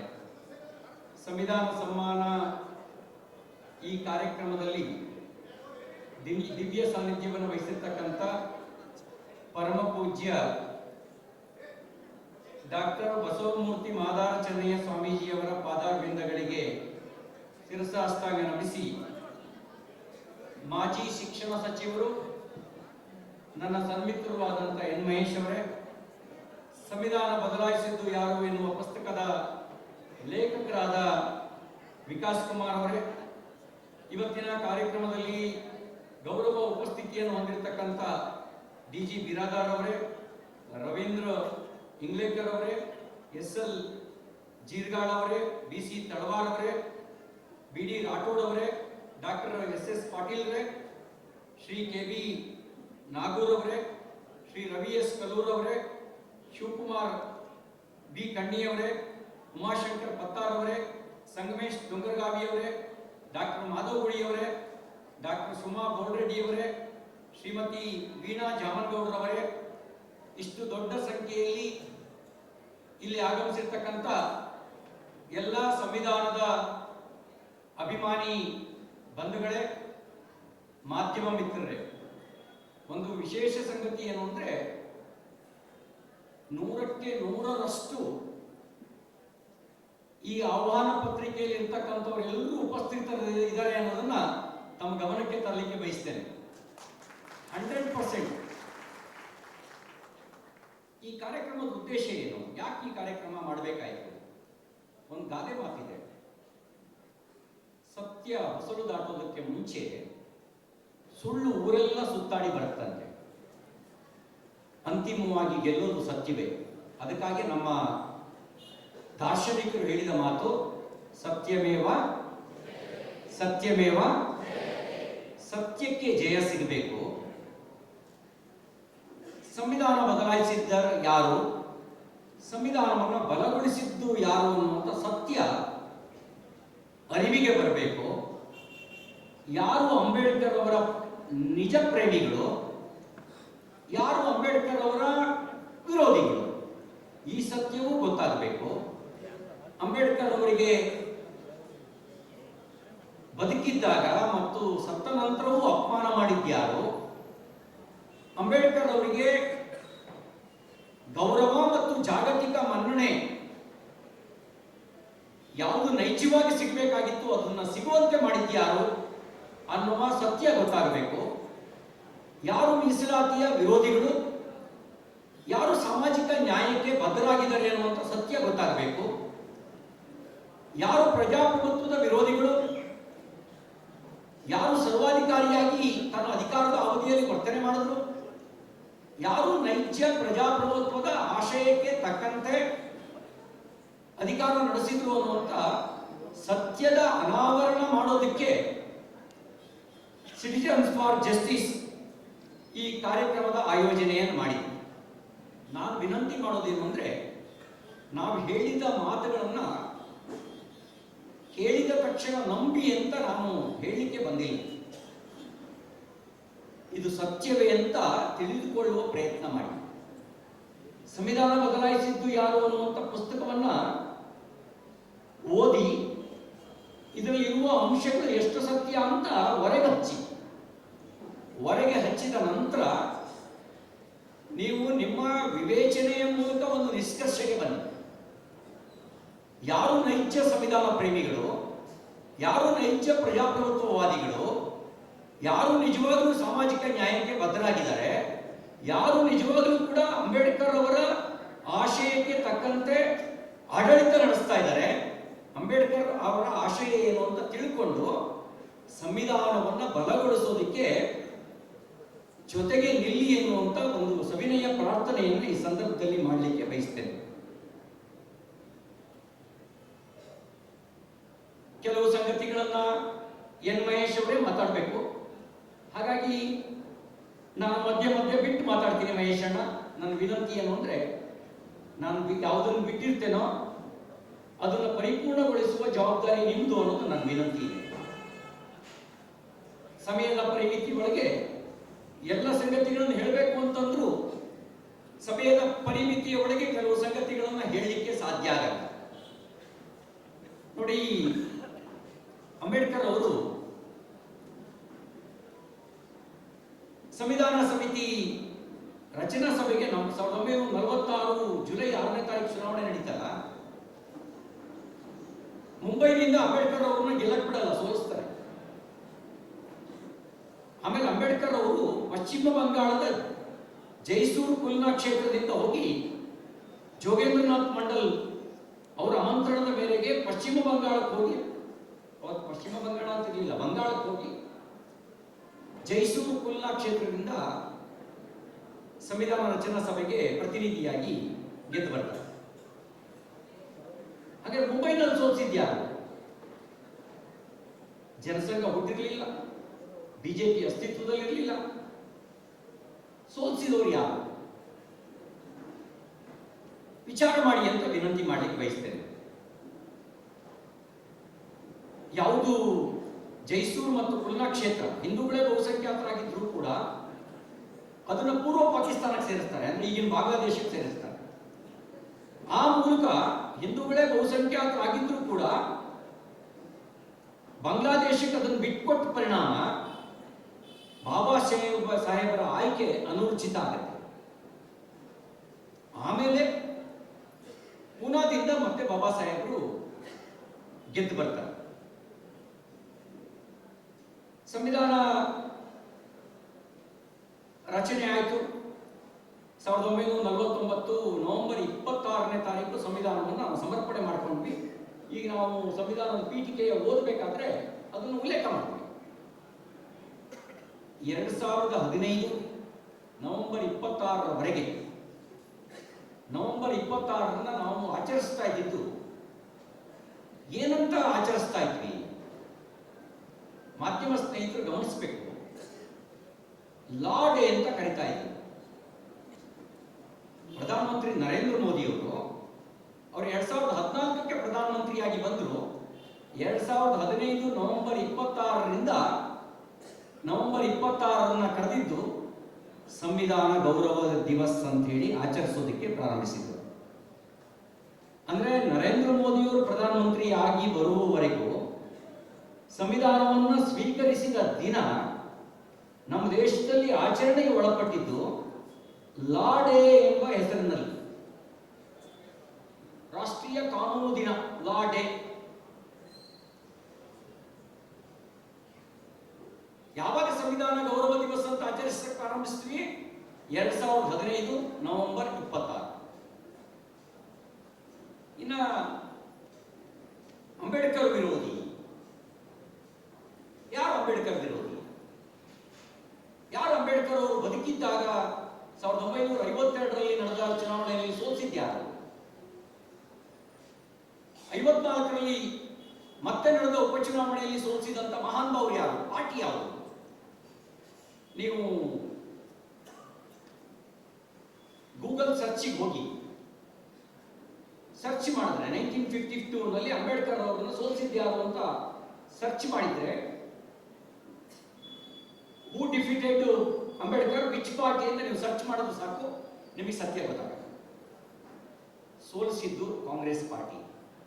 ಉಪಚುನಾವಣೆಯಲ್ಲಿ ಸ್ವಾಭಾವಿಕವಾಗಿ ಪ್ರಧಾನಮಂತ್ರಿಗಳು ಪ್ರಚಾರಕ್ಕೆ ಹೋಗಲ್ಲ ಯಾವುದೇ ಉಪಚುನಾವಣೆಯಲ್ಲಿ. ಆದ್ರೆ ಅಂಬೇಡ್ಕರ್ ಅವರನ್ನು ಸೋಲಿಸಲೇಬೇಕು ಅಂತ 1954ನಲ್ಲಿ ಅಂದಿನ ಪ್ರಧಾನಮಂತ್ರಿ ಆಗಿದ್ದಂತ ಚಾಚಾ ನೆಹರು, ಪಂಡಿತ್ ಜವಾಹರ್ಲಾಲ್ ನೆಹರು ಅವರು ಒಂದಲ್ಲ 2 ಬಾರಿ ಬಾರಿ ಉಪಚುನಾವಣೆಯಲ್ಲಿ ಅಂಬೇಡ್ಕರ್ ಅವರ ವಿರುದ್ಧ ಕ್ಯಾಂಪೇನಿಗೆ ಹೋದರು. ಯಾಕೆಂದ್ರೆ ಅಂಬೇಡ್ಕರ್ ಅವರು ಲೋಕಸಭೆಗೆ ಬರಬಾರದು ಅನ್ನುವಂಥ ಭಯ ಬಂದ್ರೆ ಅವರ ಪ್ರಶ್ನೆಗಳನ್ನು ಎದುರಿಸಕ್ಕಾಗದೇ ಇರುವಂತ ಒಂದು ಭಯ ಅವತ್ತಿನ ಪ್ರಧಾನಮಂತ್ರಿ ಕಾಡ್ತಾ ಇತ್ತು. ಈಗ ಯೋಚನೆ ಮಾಡಿ, ಅಂಬೇಡ್ಕರ್ ಅವರನ್ನು ಸೋಲಿಸಿದವರು ವಿರೋಧಿಗಳ, ಅಂಬೇಡ್ಕರ್ ಅವರು ಲೋಕಸಭೆಗೆ ಹೋಗಬೇಕು ಅಂತ ಅವರಿಗೆ ಬೆಂಬಲ ಕೊಟ್ಟು ಕೆಲಸ ಮಾಡಿದವರು ವಿರೋಧಿಗಳ. 1952, 1954 ಎರಡು ಬಾರಿ ಅಂಬೇಡ್ಕರ್ ಅವರನ್ನ ಸೋಲಿಸಿದ ಪಾರ್ಟಿ ಯಾರು ಅನ್ನೋದನ್ನ ನೀವು ಸರ್ಚ್ ಮಾಡಿ, ಆಗ ನಿಶ್ಚಯಕ್ಕೆ ಬನ್ನಿ ಅಂಬೇಡ್ಕರ್ ವಿರೋಧಿ ಯಾರು ಅಂತ ಹೇಳಿ. ಅಂಬೇಡ್ಕರ್ ಅವರು ರಾಜೀನಾಮೆ ಕೊಡಬೇಕಾಯ್ತು ಕಾನೂನು ಖಾತೆಯ ಹುದ್ದೆಗೆ. ಯಾಕೆ ರಾಜೀನಾಮೆ ಕೊಟ್ಟರು? ಸಂವಿಧಾನ ರೂಪಿಸಿದಂತ ಮಹಾತ್ಮನಿಗೆ ರಾಜೀನಾಮೆ ಕೊಡುವಂತ ಒಂದು ಒತ್ತಡ, ಸಂದಿಗ್ಧತೆ ಯಾಕೆ ನಿರ್ಮಾಣ ಆಯಿತು? ಅವರು 4 ಕಾರಣಗಳನ್ನ ತನ್ನ ರಾಜೀನಾಮೆ ಪತ್ರದಲ್ಲಿ ಹೇಳ್ತಾರೆ. ಹಿಂದೂ ಕೋಡ್ ಬಿಲ್ಲಿಗೆ ಸಿಗದೇ ಇರುವಂತ ಮಾನ್ಯತೆ, OBC ಮೀಸಲಾತಿಗೆ ತಕರಾರು ತಂದಿದ್ದು, ಕಾನೂನು ಖಾತೆ ಜೊತೆಗೆ ಕೆಲಸ ಮಾಡಲಿಕ್ಕೆ ಯೋಜನಾ ಖಾತೆ ಕೊಡಿ ಅಂತ ಕೇಳಿದಾಗ ಅದನ್ನು ಒಪ್ಪದೇ ಇದ್ದಂತ ಅವತ್ತಿನ ರಾಷ್ಟ್ರೀಯ ಸರ್ಕಾರದ ಪ್ರಧಾನಮಂತ್ರಿ, ಕಾಂಗ್ರೆಸ್ ಸರ್ಕಾರ ಅಲ್ಲ ಅದು, ನ್ಯಾಷನಲ್ ಗೌರ್ಮೆಂಟ್, ರಾಷ್ಟ್ರೀಯ ಸರ್ಕಾರದ ಪ್ರಧಾನಮಂತ್ರಿ ರಾಷ್ಟ್ರೀಯ ಹಿತಾಸಕ್ತಿಗೆ ವಿರುದ್ಧವಾಗಿ ಜಮ್ಮು ಕಾಶ್ಮೀರದಲ್ಲಿ ಆರ್ಟಿಕಲ್ 370 ಹೇರಿ ಸಂವಿಧಾನದ ಮಾನ್ಯತೆ ಜಮ್ಮು ಕಾಶ್ಮೀರದಲ್ಲಿ ಸಿಗದೇ ಇದ್ದಂತೆ ನೋಡಿಕೊಂಡಿದ್ದು ಅಂಬೇಡ್ಕರ್ ಅವರನ್ನ ಘಾಸಿಗೊಳಿಸಿತು. ಅಂಬೇಡ್ಕರ್ ಅವರು ರಾಜೀನಾಮೆ ಕೊಡಲಿಕ್ಕೆ ಕಾರಣ ಆದಂತ ಈ 4 ಅಂಶಗಳಲ್ಲಿ ಒಂದು, ರಾಷ್ಟ್ರೀಯ ಹಿತಾಸಕ್ತಿಗೆ ವಿರುದ್ಧವಾಗಿ ಆರ್ಟಿಕಲ್ 370 ಜಮ್ಮು ಕಾಶ್ಮೀರದಲ್ಲಿ ಹೇರಿ ಅಲ್ಲಿ ಸಂವಿಧಾನದ ಆಶಯಗಳ ಅನುಷ್ಠಾನ ಆಗದಂತೆ ತಡೆದಿತ್ತು ಯಾರು? ಯಾವ ಕಾರಣಕ್ಕೆ ತಡೆದ? ಅಂಗೈ ಹುಣ್ಣಿಗೆ ಕನ್ನಡಿ ಹಿಡಿಬೇಕಾದ ಅವಶ್ಯಕತೆ ಇಲ್ಲ. ಅಂಗೈ ಹುಣ್ಣಿನಷ್ಟು ಸ್ಪಷ್ಟವಾಗಿ ಗೊತ್ತಿದೆ. ಆರ್ಟಿಕಲ್ 370 ಹೇರಿದ್ದು ಕಾಂಗ್ರೆಸ್ ಪಾರ್ಟಿ, ವಿಶೇಷವಾಗಿ ನಮ್ಮ ಮೊದಲ ಪ್ರಧಾನಮಂತ್ರಿ ಜವಾಹರ್ಲಾಲ್ ನೆಹರೂರವರ ಒತ್ತಾಯ ಮತ್ತು ಒತ್ತಡದ ಕಾರಣಕ್ಕೆ. ಯಾವಾಗ ಅದನ್ನ ತೆಗೆದುಹಾಕಲಾಯಿತು? ನರೇಂದ್ರ ಮೋದಿಯವರು ಪ್ರಧಾನಮಂತ್ರಿಯಾಗಿ 2ನೇ ಬಾರಿ ಅಧಿಕಾರ ಸ್ವೀಕಾರ ಮಾಡಿದ ಮೇಲೆ ಆರ್ಟಿಕಲ್ 370 ರದ್ದುಪಡಿಸಿ ಭಾರತದ ಸಂವಿಧಾನ ಇಡೀ ಭಾರತಕ್ಕೆ ಅನ್ವಯ ಆಗುವಂತೆ ಮಾಡಿದ್ದು ಭಾರತೀಯ ಜನತಾ ಪಾರ್ಟಿ ನೇತೃತ್ವದ ನರೇಂದ್ರ ಮೋದಿ ಅವರ ನೇತೃತ್ವದ ಸರ್ಕಾರ ಅನ್ನೋದು ಸತ್ಯ ಅಲ್ವಾ? ಹಾಗಿದ್ರೆ ಸಂವಿಧಾನದ ಆಶಯವೇ ಸಮಗ್ರ ಭಾರತಕ್ಕೆ ಅನುಷ್ಠಾನ ಆಗದೇ ಇದ್ದಂತೆ ತಡೆದವರು ಸಂವಿಧಾನ ವಿರೋಧಿಗಳ, ಸಮಗ್ರ ಭಾರತಕ್ಕೆ ಸಂವಿಧಾನ ಅನುಷ್ಠಾನವಂತೆ ಆಗುವಂತೆ ಮಾಡಿದವರು ಸಂವಿಧಾನ ವಿರೋಧಿಗಳ. ಜವಾಹರ್ಲಾಲ್ ನೆಹರು ಅವರು ಎಲ್ಲ ಮುಖ್ಯಮಂತ್ರಿಗಳಿಗೆ ಒಂದು ಪತ್ರ ಬರೀತಾರೆ. ಮೀಸಲಾತಿ ಪ್ರಗತಿಗೆ ಅಡ್ಡಿಯಾಗತ್ತೆ, ಮೀಸಲಾತಿ ದಕ್ಷತೆಗೆ ವಿರೋಧಿಯಾಗತ್ತೆ. ಮುಖ್ಯಮಂತ್ರಿ ಪಬ್ಲಿಕ್ ಡೊಮೈನ್ ಅಲ್ಲಿ ಇರುವಂತ ಪತ್ರ, ಪ್ರಧಾನಮಂತ್ರಿಗಳ ಪತ್ರಾಗಾರದಲ್ಲಿ ಇರುವಂತ ಪತ್ರ. ಯಾರು ಪತ್ರ ಬರೆದಿದ್ದು? ಜವಾಹರ್ಲಾಲ್ ನೆಹರು ಅವರು. ಯಾವುದಕ್ಕಾಗಿ ಪತ್ರ ಬರೆದಿದ್ದು? ಮೀಸಲಾತಿ ಅನ್ನೋದು ದೇಶದ ಪ್ರಗತಿಗೆ ಅಡ್ಡಿಯಾಗತ್ತೆ, ದಕ್ಷತೆ ಅಧಿಕಾರಿಗಳು ಬರೋಕ್ ಸಾಧ್ಯ ಆಗಲ್ಲ. ಈ ಹೇಳಿ ತನ್ನ ಒಡಲೊಳಗೆ ಮೀಸಲಾತಿಯ ವಿರೋಧವನ್ನೇ ಇಟ್ಕೊಂಡು OBC ಮೀಸಲಾತಿ ಸಿಗದಂತೆ ಮಾಡಿದ್ದವರು ಎಲ್ಲಿವರೆಗೂ 1990ರವರೆಗೂ OBC ಮೀಸಲಾತಿಯೇ ಸಿಗದಂತೆ ಮಾಡಿದವರು ಯಾರು? ಅಂದರೆ ಯಾರು ಮೀಸಲಾತಿ ವಿರೋಧಿಗಳು? ಇದನ್ನ ಅರ್ಥ ಮಾಡ್ಕೊಳ್ಬೇಕು ಅನ್ನೋದು ನನ್ನ ವಿನಂತಿ. ಇದನ್ನ ಅರ್ಥ ಮಾಡಿಕೊಂಡ್ರೆ ರಾಜಕಾರಣ ಏನ್ ನಡೀತು, ಏನ್ ಹಿನ್ನೆಲೆ, ಯಾರಿದಕ್ಕೆ ಕಾರಣ ಅನ್ನುವಂಥ ಸತ್ಯಾಸತ್ಯತೆ ಗೊತ್ತಾಗುತ್ತೆ. ವಿಕಾಸ್ ಪುತ್ತೂರ್ ಅವರು ತಮ್ಮ ಪುಸ್ತಕ ಬಿಡುಗಡೆಯ ಮುನ್ನ ಮಾತಿನಲ್ಲಿ ಸಂವಿಧಾನ ತಿದ್ದುಪಡಿ ಯಾರ ಕಾಲದಲ್ಲಿ ಎಷ್ಟಾಯಿತು ಅನ್ನೋದನ್ನು ಹೇಳಿದರು. ಇದುವರೆಗೂ ಸಂವಿಧಾನಕ್ಕೆ ತಿದ್ದುಪಡಿ ಆಗಿರೋದು 106. ತಿದ್ದುಪಡಿ ತಪ್ಪಲ್ಲ. ತಿದ್ದುಪಡಿಗೆ ಅವಕಾಶವನ್ನ ಸಂವಿಧಾನ ಕರ್ತೃ ಡಾಕ್ಟರ್ ಬಾಬಾ ಸಾಹೇಬ್ ಅಂಬೇಡ್ಕರ್ ಅವರೇ ಕೊಟ್ಟಿದ್ದಾರೆ ಸಂವಿಧಾನ ತಿದ್ದುಪಡಿ ಮಾಡೋದಕ್ಕೆ. ತಪ್ಪಲ್ಲ. ಯಾವ ಕಾರಣಕ್ಕೆ ತಿದ್ದುಪಡಿ ಆಯಿತು, ಯಾರು ಎಷ್ಟು ತಿದ್ದುಪಡಿ ಮಾಡಿದ್ರು, ಯಾವ ಉದ್ದೇಶಕ್ಕೆ ತಿದ್ದುಪಡಿ ಆಯಿತು ಅನ್ನುವ ಸತ್ಯವನ್ನು ಅರ್ಥ ಮಾಡಿಕೊಂಡ್ರೆ ನಾಯಕ ಯಾರು, ಖಳನಾಯಕ ಯಾರು ಅನ್ನೋದು ಅರ್ಥ ಆಗುತ್ತೆ. ನೋಡಿ, ಒಟ್ಟು 106 ಬಾರಿ ತಿದ್ದುಪಡಿ. ಕಾಂಗ್ರೆಸ್ ಸರ್ಕಾರದ ಅವಧಿಯಲ್ಲಿ ಆದ ತಿದ್ದುಪಡಿ 75, ಕಾಂಗ್ರೆಸ್ಸೇತರ ಸರ್ಕಾರದಲ್ಲಿ ಆದ ತಿದ್ದುಪಡಿ 31, ಅದರಲ್ಲಿ ಬಿಜೆಪಿ ಸರ್ಕಾರದ ಅವಧಿಯಲ್ಲಿ ಆದ ತಿದ್ದುಪಡಿ 22, ಬಿಜೆಪಿ ಏತರ ಕಾಂಗ್ರೆಸ್ಸೇತರ ಸರ್ಕಾರದ ಅವಧಿಯಲ್ಲಿ ಆದ ತಿದ್ದುಪಡಿ 9, ಕಾಂಗ್ರೆಸ್ ಸರ್ಕಾರದ ಅವಧಿಯಲ್ಲಿ ತಿದ್ದುಪಡಿ 75. ಆ ಕಾಂಗ್ರೆಸ್ನಲ್ಲಿ ಯಾರ್ಯಾರ ಕಾಲದಲ್ಲಿ ತಿದ್ದುಪಡಿ ಆಯಿತು? ಜವಾಹರ್ಲಾಲ್ ನೆಹರು ಅವರ ಕಾಲದಲ್ಲಿ 16, ಶ್ರೀಮತಿ ಇಂದಿರಾ ಗಾಂಧಿ ಅವರ ಕಾಲದಲ್ಲಿ ಹೂ ವಾಸ್ ಡಿಕ್ಟೇಟರ್, ಯಾರು ಎಮರ್ಜೆನ್ಸಿಯನ್ನು ಹೇರಿದವರು, ಯಾರು ಮೂಲಭೂತ ಹಕ್ಕುಗಳನ್ನು ಕಿತ್ಕೊಂಡವರು, ಅಂತಹ ಪ್ರಧಾನಮಂತ್ರಿ ಯಾವ ಪಾರ್ಟಿಯವರು, ತುರ್ತು ಪರಿಸ್ಥಿತಿ ಹೇರಿದವರು ಯಾರು, ರಾಜಕೀಯ ನಾಯಕರನ್ನು ಜೈಲಿಗೆ ಕಳಿಸಿದವರು ಯಾರು, ಪತ್ರಕರ್ತರನ್ನು ಜೈಲಿಗೆ ಕಳಿಸಿದವರು ಯಾರು, 1 ಲಕ್ಷಕ್ಕೂ ಹೆಚ್ಚು ಜನ ಗಣ್ಯ ನಾಗರಿಕರನ್ನು ಜೈಲಿಗೆ ಕಳಿಸಿದವರು ಯಾರು? ಅಂತಹ ಶ್ರೀಮತಿ ಇಂದಿರಾ ಗಾಂಧಿ ಅವರ ಕಾಲದಲ್ಲಿ ಆದ ತಿದ್ದುಪಡಿ 32, ರಾಜೀವ್ ಗಾಂಧಿ ಅವರ ಕಾಲದಲ್ಲಿ ಆದ ತಿದ್ದುಪಡಿ 10, ಲಾಲ್ ಬಹದ್ದೂರ್ ಶಾಸ್ತ್ರಿ ಅವರ ಕಾಲದಲ್ಲಿ 1, ಟಿ ವಿ ನರಸಿಂಹರಾವ್ ಅವರ ಕಾಲದಲ್ಲಿ 10, ಮನಮೋಹನ್ ಸಿಂಗ್ ಅವರ ಕಾಲದಲ್ಲಿ 6, ಒಟ್ಟು 75 ಕಾಂಗ್ರೆಸ್ ಕಾಲದಲ್ಲಿ. ಕಾಂಗ್ರೆಸ್ ಏತರ ಮೊರಾರ್ಜಿ ದೇಸಾಯಿ 2, ವಿ ಪಿ ಸಿಂಗ್ 6, ಚಂದ್ರಶೇಖರ್ 1, ವಾಜಪೇಯಿ 14, ನರೇಂದ್ರ ಮೋದಿ 8, ಒಟ್ಟು 31. ಯಾರ್ಯಾರು ಯಾವುದಕ್ಕಾಗಿ ತಿದ್ದುಪಡಿ ಮಾಡಿದರು? ಮೊದಲ ತಿದ್ದುಪಡಿ ಆಗಿದ್ದು 1951 ಜೂನ್ ತಿಂಗಳಲ್ಲಿ. 1951 ಜೂನ್ ತಿಂಗಳಲ್ಲಿ ನಮ್ಮ ದೇಶಕ್ಕೆ ಮೊದಲ ಚುನಾವಣೆ ನಡೆದಿದ್ದು 52ರಲ್ಲಿ. ಚುನಾಯಿತ ಸರ್ಕಾರ ಬರೋದಕ್ಕೆ ಮುಂಚೆನೆ ಅಂಬೇಡ್ಕರ್ ಅವರು ಕೊಟ್ಟಂತ ಸಂವಿಧಾನದ ಮೊದಲ ತಿದ್ದುಪಡಿ ಆಯಿತು. ಯಾವ ಉದ್ದೇಶಕ್ಕೆ ತಿದ್ದುಪಡಿ ಆಯಿತು? ಅಭಿವ್ಯಕ್ತಿ ಸ್ವಾತಂತ್ರ್ಯದ ಮೇಲೆ ನಿರ್ಬಂಧ, ಆರ್ಟಿಕಲ್ 19,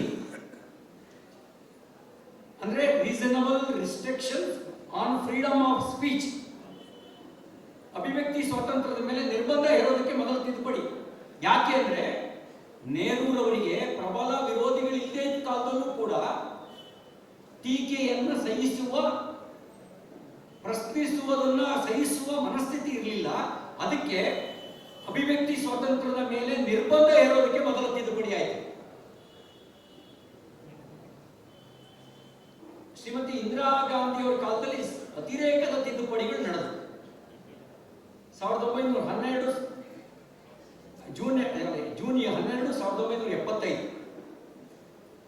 ನ್ಯಾಯಮೂರ್ತಿ ಜಗಮೋಹನ್ ಲಾಲ್ ಸಿನ್ಹಾ ಅಲಹಾಬಾದ್ ಹೈಕೋರ್ಟ್ನ ನ್ಯಾಯಾಧೀಶರು ಒಂದು ಐತಿಹಾಸಿಕ ತೀರ್ಪು ಕೊಡ್ತಾರೆ. ಇಂದಿರಾ ಗಾಂಧಿ ಅವರ ಆಯ್ಕೆ ಅಸಿಂಧು, ಇಲ್ಲಿ ಮಾಲ್ ಪ್ರಾಕ್ಟೀಸ್ ನಡೆದಿದೆ. ಹಾಗಾಗಿ ರಾಜನಾರಾಯಣ್ ಅವರ ಆಯ್ಕೆಯನ್ನು ರದ್ದುಪಡಿಸಬೇಕು ಅಂತ ಕೋರ್ಟಿಗೆ ಹೋಗಿರ್ತಾರೆ. ಕೋರ್ಟು ಸಾಂದರ್ಭಿಕ ಸಾಕ್ಷಿಗಳನ್ನೆಲ್ಲ ವಿಚಾರಣೆ ನಡೆಸಿ ಒಂದು ನಿಷ್ಕರ್ಷಕ್ಕೆ ಬರುತ್ತೆ. ಇಂದಿರಾ ಗಾಂಧಿ ಅವರು ಚುನಾವಣೆಯಲ್ಲಿ ಅಕ್ರಮ ನಡೆಸಿದ್ದಾರೆ ಅಂತ ನಿಷ್ಕರ್ಷಕ್ಕೆ ಬಂದು ಅವರ ಆಯ್ಕೆಯನ್ನು ಅಸಿಂಧು ಅಂತ ಘೋಷಣೆ ಮಾಡಿ 6 ವರ್ಷಗಳ ಕಾಲ ಚುನಾವಣೆ ಸ್ಪರ್ಧೆಗೆ ನಿಷೇಧ ಹೇರ್ತಾರೆ. ಅಂತ ಸಂದರ್ಭದಲ್ಲಿ ಸಂವಿಧಾನ ಪಾಲಿಸುವವರು ನೈತಿಕ ರಾಜಕಾರಣ ಮಾಡುವವರಿಗಿದ್ದಂತ ಮಾರ್ಗ ಏನು ಅಂತ ಹೇಳಿದ್ರೆ ತಮ್ಮ ಹುದ್ದೆಗೆ ರಾಜೀನಾಮೆ ಕೊಡೋದು ಒಂದು ನೈತಿಕ ರಾಜಕಾರಣದ ಮಾರ್ಗ ಆಗಿತ್ತು. ಇಲ್ಲ, ಈ ತೀರ್ಪನ್ನು ಪ್ರಶ್ನಿಸಬೇಕು ಅಂದ್ರೆ ಸುಪ್ರೀಂ ಕೋರ್ಟ್ನ ಹೋಗಿ ಪ್ರಶ್ನಿಸೋದು ಒಂದು ಸಂವಿಧಾನಬದ್ಧವಾಗಿರ್ತಕ್ಕಂಥ ಮಾರ್ಗ ಆಗಿತ್ತು. ಶ್ರೀಮತಿ ಇಂದಿರಾ ಗಾಂಧಿ ಅವರು ನೈತಿಕ ರಾಜಕಾರಣದ ಮಾರ್ಗವನ್ನು ತುಳಿದು ರಾಜೀನಾಮೆ ಕೊಡಲಿಲ್ಲ. ನ್ಯಾಯಾಲಯಕ್ಕೂ ಹೇಳ್ಬೇಕು, ಯಾಕಂದ್ರೆ ಇದು ಮತ್ತೆ ಹೇಳ್ತಾ ಹೋಗ್ತಾರೆ, ರಿಪೀಟ್ ಮಾಡ್ತಾ ಮಾಡ್ತಾ ಮನವರಿಕೆ ಆಗುತ್ತೆ. ಅದೇನಂದ್ರೆ ಸುಳ್ಳು ಊರೆಲ್ಲ ಸುತ್ಕೊಂಡು ಬರೋ ಅಷ್ಟೊತ್ತಿಗೆ ಸತ್ಯ ವಸ್ತುಲು ಕೂಡ ದಾಟಿರ್ಲಿಲ್ಲಂತೆ. ಸೊ ಈಗ ಸತ್ಯ ವಸ್ತುಲು ದಾಟಿ ಸತ್ಯವನ್ನ ಊರಿಗೆಲ್ಲ ಹೇಳುವಂತಹ ಕೆಲಸವನ್ನ ಇವತ್ತು ಸಿಟಿಜನ್ ಫಾರ್ ಸೋಷಿಯಲ್ ಜಸ್ಟಿಸ್ ಸಂಸ್ಥೆಯವರ ಕಡೆಯಿಂದ ಮಾಡ್ತಾ ಇದ್ದೀವಿ. ಬಂಧುಗಳೇ, 2 ಪ್ರಶ್ನೆಗಳಿಗೆ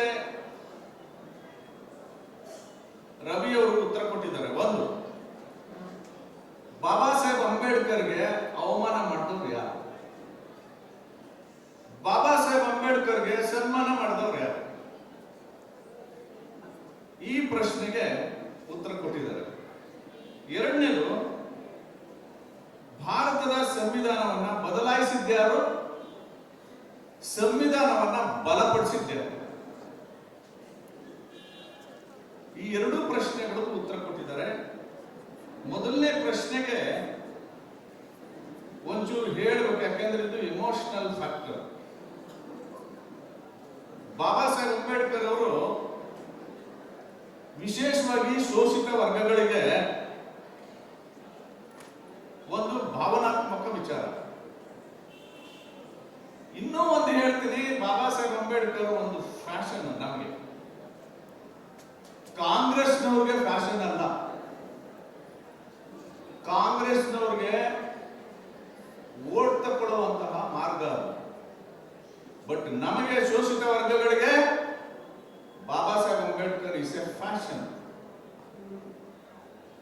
ಯಾಕೆಂದ್ರೆ ಬಾಬಾ ಸಾಹೇಬರು ನಮಗೆ ಮಾಡೆಲ್.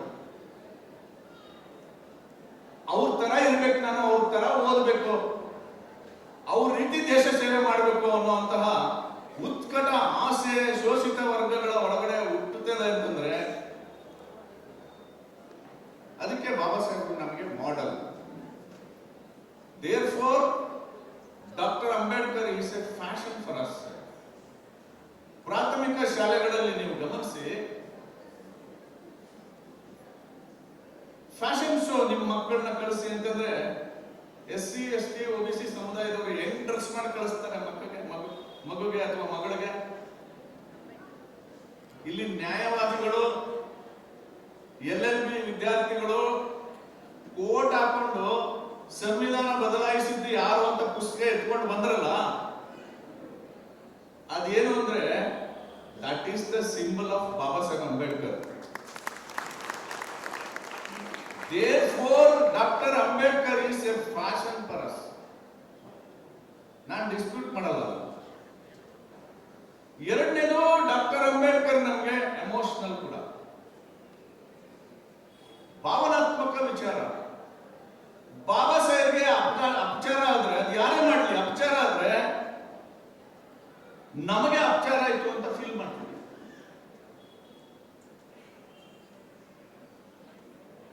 ಆದ್ರೆ ಈ ಎಮೋಷನಲ್ ರಿಯಾಕ್ಷನ್ ಇದೆಯಲ್ಲ, ಇದು ಸೆಲೆಕ್ಟಿವ್ ಆಗಬಾರ್ದು, ಇದರಲ್ಲಿ ಪಕ್ಷಪಾತಿ ಆಗಬಾರ್ದು. ಭಗವಾನ್ ಬುದ್ಧರು ಒಂದು ಮಾತು ಹೇಳ್ತಾರೆ, ಸತ್ಯವನ್ನ ಸತ್ಯ ಅಂತ ಹೇಳು, ಸುಳ್ಳನ್ನ ಸುಳ್ಳಂತ ಹೇಳು. ಆ ಹಿನ್ನೆಲೆಯಲ್ಲಿ ಬಾಬಾ ಸಾಹೇಬ್ ಅಂಬೇಡ್ಕರ್ಗೆ ಯಾರು ಅಪಚಾರ ಮಾಡ್ತಾರೆ ಅಥವಾ ಅನ್ಯಾಯ ಮಾಡ್ತಾರೆ ಅದನ್ನ ಪ್ರತಿರೋಧ ಮಾಡಬೇಕು, ಬಟ್ ನಾಟ್ ಸೆಲೆಕ್ಟಿವ್ಲಿ. ನಮಗಿದು ಬೇಕು ಹಂಗಾಗಿ ನಮಗೆ ಎಮೋಷನಲ್, ಇದು ನಮಗ್ ಬೇಡ ಹಂಗಾಗಿ ಎಮೋಷನಲ್ ಅಂತಂದ್ರೆ ಅಂತಹ ಎಮೋಷನ್ಸ್ ಒಳಗಡೆ ಬಾಬಾ ಸಾಹೇಬ್ ಇದ್ದಾರ ಮತ್ತಾರಾದ್ರೂ ಇದ್ದಾರ ಅನ್ನೋ ಸಂಶಯ ಬರ್ತದೆ. ಬಂಧುಗಳೇ, ಒಂದ್ 2-3 ಎಕ್ಸಾಂಪಲ್ ಹೇಳ್ತೀನಿ. 1918ರಲ್ಲಿ ಭಾರತ ದೇಶಕ್ಕೆ ಸೌತ್ ಬರೋ ಆಯೋಗ ಬರ್ತದೆ. ಈ ಆಯೋಗವನ್ನ ಫ್ರಾಂಚೈಸ್ ಕಮಿಷನ್ ಅಂತ ಕೂಡ ಕರೀತಾರೆ. ಸೌತ್ ಬರೋ ಆಯೋಗದ ಮುಂದೆ ಬಾಬಾ ಸಾಹೇಬರು ಒಂದು ಮನವಿ ಸಲ್ಲಿಸ್ತಾರೆ. ಏನ್ ಮನವಿ ಅಂತಂದ್ರೆ, ನೀವು ಬ್ರಿಟಿಷರು ಜಾರಿಗೆ ತಂದಿರತಕ್ಕಂತ ಪ್ರಜಾಪ್ರಭುತ್ವ ಇದೆಯಲ್ಲ, ಅದು ಸೀಮಿತ ಪ್ರಜಾಪ್ರಭುತ್ವ.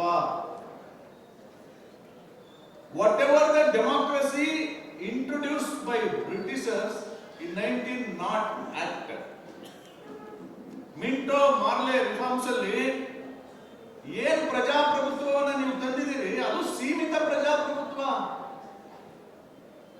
ಪೂರ್ಣ ಪ್ರಮಾಣದ ಪ್ರಜಾಪ್ರಭುತ್ವ ಬರಬೇಕು ಅಂದ್ರೆ ವಯಸ್ಕ ಮತದಾನ ಪದ್ಧತಿ ತರಬೇಕು ಅಂತ ಕೇಳ್ತಾರೆ, adult franchise.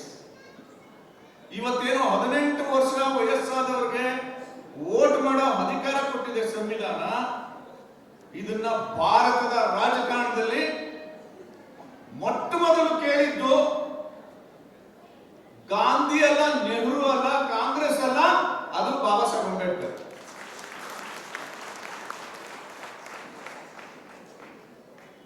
Universal adult franchise ತರಬೇಕು ಅಂತ ಮಾತಾಡಿದ್ದಾರೆ.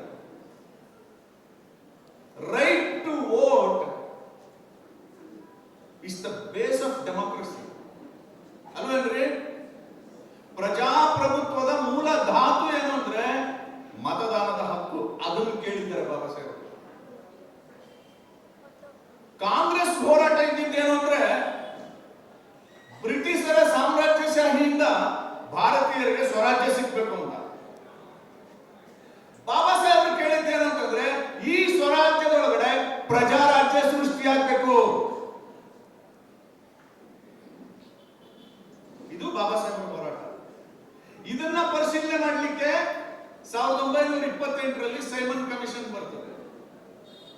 ಸೈಮನ್ ಕಮಿಷನ್ ಮುಂದೆನೂ ಇದನ್ನ ಮಂಡನೆ ಮಾಡ್ತಾರೆ, ಆರ್ಗ್ಯೂ ಮಾಡ್ತಾರೆ. ನಿಮಗೆ ಗೊತ್ತಿರಲಿ, ಸೈಮನ್ ಕಮಿಷನ್ ಮುಂದೆ ರಾಹುಲ್ ಗಾಂಧಿ ಅವರ ಮುತ್ತಾತ ಮೋತಿಲಾಲ್ ನೆಹರು ನೇತೃತ್ವದಲ್ಲಿ ಕಾಂಗ್ರೆಸ್ನವರು ಭಾರತದಲ್ಲಿ ಸದ್ಯಕ್ಕೆ ವಯಸ್ಕ ಮತದಾನ ಪದ್ಧತಿ ಬೇಡ ಅಂತ ಹೇಳಿ ಮತದಾನದ ಹಕ್ಕನ್ನ ನಿರಾಕರಿಸಿದವರು ಇವರು ಕಾಂಗ್ರೆಸ್ನವರು. ಡೆಮಾಕ್ರಸಿ ಬಗ್ಗೆ ಮಾತಾಡ್ತಾರೆ ಇವರು. ಆದ್ರೆ ಬಾಬಾ ಸಾಹೇಬರು ಎಂತ ಬ್ರಿಲಿಯಂಟ್ ಜೀನಿಯಸ್ ಅಂದ್ರೆ that's why is called the symbol of knowledge. Symbol of knowledge. ಎಂತ ಬ್ರಿಲಿಯಂಟ್ ಅಂದ್ರೆ 3 ದುಡ್ಡು ಮೇಜಿನ ಸಭೆಯಲ್ಲಿ ಸಾಕ್ಷ್ಯಾಧಾರಗಳನ್ನು ಒದಗಿಸಿ ಬ್ರಿಟಿಷರಿಗೂ ಒಪ್ಪಿಸಿ ಕಾಂಗ್ರೆಸ್ನವರಿಗೂ ಒಪ್ಪಿಸಿ ರಾಜ ಮಹಾರಾಜರ ಪ್ರತಿನಿಧಿಗಳನ್ನೂ ಒಪ್ಪಿಸಿ ವಯಸ್ಕ ಮತದಾನ ಪದ್ಧತಿ ಬರೋ ಹಾಗೆ ಮಾಡಿದ್ದು. ಅದು ಇವತ್ತು ಸಂವಿಧಾನದಲ್ಲಿ ನಮಗಿದೆ. ಇದನ್ನು ಯಾಕೆ ಹೇಳ್ತಾ ಇದ್ದೀನಿ ಅಂದ್ರೆ, ಯಾರು ಮತದಾನದ ಹಕ್ಕನ್ನ ಬೇಡ ಅಂತ ಹೇಳಿದ್ರು ಅವರು ಪ್ರಜಾಪ್ರಭುತ್ವದ ಬಗ್ಗೆ ಮಾತಾಡ್ತಾ ಇದ್ದಾರೆ. ಯೋಚನೆ ಮಾಡ್ಬೇಕು ಇದನ್ನ. ಬಾಬಾ ಸಾಹೇಬ್ ಅಂಬೇಡ್ಕರ್ ಅವರು ಶೋಷಿತ ವರ್ಗಗಳಿಗೆ ರಾಜಕೀಯ ಹಕ್ಕುಗಳನ್ನು ಕೊಡಬೇಕು, ಇವರಿಗೆ ಪ್ರತ್ಯೇಕ ಚುನಾಯಿತಿಗಳನ್ನು ಕೊಡಬೇಕು 10 ವರ್ಷ. ಜನರಲ್ ಎಲೆಕ್ಟರೇಟ್ ಜೊತೆ ಮರ್ಜ್ ಆಗೋರಿಗೆ, ಅಸ್ಪೃಶ್ಯ ಸಮುದಾಯಗಳಿಗೆ ಪ್ರತ್ಯೇಕ ಚುನಾಯಿತಿಗಳನ್ನು ಕೊಡಬೇಕು ಅಂತ ಬೇಡಿಕೆ ಇಟ್ಟರು, ವಾದ ಮಾಡಿದ್ರು, ಬ್ರಿಟಿಷ್ ಇಂದ ಪಡ್ಕೊಂಡು ಬಂದ್ರು. ಯಾರು ಇದನ್ನ ಕಸ್ಕೊಂಡವರು? ಗಾಂಧೀಜಿಯವರ ಒಂದು ಮಾತನ್ನ ಜ್ಞಾಪಿಸ್ತೀನಿ ನಾನು. 1947 ಸಂದರ್ಭದಲ್ಲಿ ಗಾಂಧೀಜಿಯವರು ಹೇಳಿದ್ದೇನು ಗೊತ್ತಾ ಸ್ನೇಹಿತರೆ?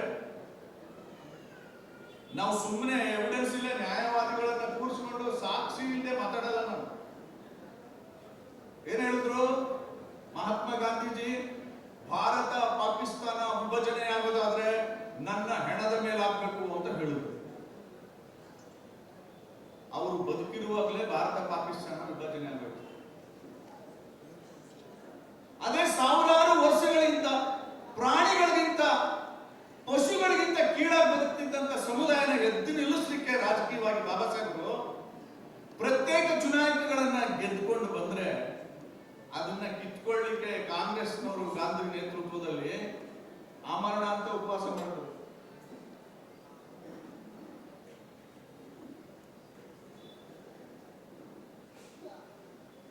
ನಾವು ಒಪ್ಕೋಬೇಕಾ ಈ ಕಾಂಗ್ರೆಸ್ನ ಅಂತ? ನಾನು ಒಬ್ಬ ಶೆಡ್ಯೂಲ್ ಕಾಸ್ಟ್ ಪ್ರತಿನಿಧಿಯಾಗಿ ಹೇಳ್ತಾ ಇದ್ದೀನಿ. Why should I accept Congress as my party?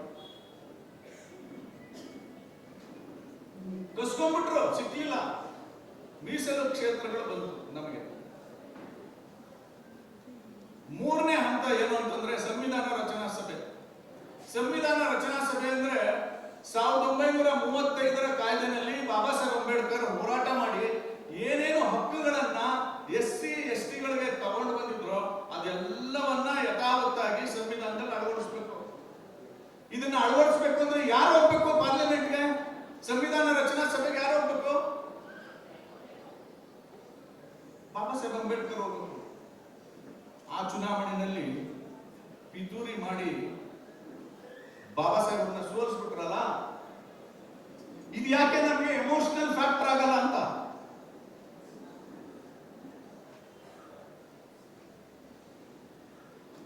ಯೋಚನೆ ಮಾಡಿ. ಕೊನೆಗೆ ರವಿ ಅವರು ಹೇಳಿದ್ರು, ಪಶ್ಚಿಮ ಬಂಗಾಳದಲ್ಲಿ ಜೈಸೂರ್ ಗುಲ್ನಾ ಕ್ಷೇತ್ರದಲ್ಲಿ ಜೋಗೇಂದ್ರನಾಥ್ ಮಂಡಲ್ ಅವರ ಬೆಂಬಲ ತಗೊಂಡು ಗೆದ್ದು ಸಂವಿಧಾನ ರಚನಾ ಸಭೆಗೆ ಹೋದ್ರು. ಅದನ್ನು ಸಹಿಸಿಕೊಳ್ಳಕ್ಕಾಗಲಿಲ್ಲ ಕಾಂಗ್ರೆಸ್ನವರಿಗೆ. ಕೊನೆಗೆ ಮಾಡಿದ್ದೇನು?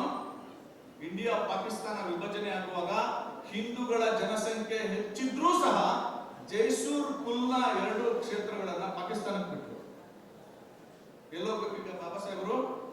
ಪಾಕಿಸ್ತಾನ್ ಕಾನ್ಸ್ಟಿಟ್ಯೂಂಟ್ ಅಸೆಂಬ್ಲಿಗೆ ಹೋಗ್ಬೇಕು. ಅವ್ರ ಜನ ಎಲ್ಲಿದ್ದಾರೆ? ಭಾರತದಲ್ಲಿದ್ದಾರೆ. ತಮ್ಮ ಸ್ಥಾನಕ್ಕೆ ರಾಜೀನಾಮೆ ಕೊಟ್ಟು ಕಲ್ಕಟ್ಟಾದಿಂದ ಲಂಡನ್ ಹೋಗಿ ಬ್ರಿಟಿಷರಿಗೆ ಒತ್ತಡ ತಂದು, ಅದೇ ಸಂದರ್ಭದಲ್ಲಿ ಜವಾಹರ್ಲಾಲ್ ನೆಹರು ಮತ್ತು ಸಂವಿಧಾನ ರಚನಾ ಸಮಿತಿಯ ಒಬ್ಬ ಸದಸ್ಯರು ಡಾಕ್ಟರ್ ಎಂ.ಆರ್. ಜೈಕರ್ ಅಂತ, ನೆಹರು ಮತ್ತು ಎಂ.ಆರ್. ಜೈಕರ್ ನಡುವೆ ಡಿಸ್ಪ್ಯೂಟ್ ಆಗಿ ಎಂ.ಆರ್. ಜೈಕರ್ ಪೂನಾ ಕ್ಷೇತ್ರವನ್ನ ತೆರವು ಮಾಡಿಬಿಡ್ತಾರೆ, ರಾಜೀನಾಮೆ ಕೊಟ್ಬಿಡ್ತಾರೆ. ಆ ಜಾಗಕ್ಕೆ ಬಾಬಾ ಸಾಹೇಬ್ ಅಂಬೇಡ್ಕರ್ ನಿಂತು ಅವಿರೋಧವಾಗಿ ಆಯ್ಕೆಯಾಗಿ ಸಂವಿಧಾನ ರಚನಾ ಸಭೆಗೆ ಹೋಗ್ತಾರೆ.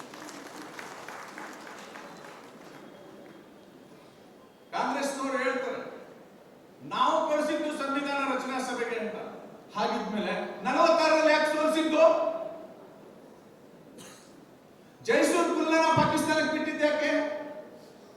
ಇದ್ದಕ್ಕಿದ್ದಾಗೆ ಪೂನಾದಿಂದ ಅವಿರೋಧವಾಗಿ ಆಯ್ಕೆ ಮಾಡುವಂತ ಒತ್ತಡ ಏನಿತ್ತು ನಿಮಗೆ? ಈ ಪ್ರಶ್ನೆಗೆ ಉತ್ತರ ಕೊಟ್ಬಿಡ್ಲಿ ಕಾಂಗ್ರೆಸ್ನವರು ನಮಗೆ.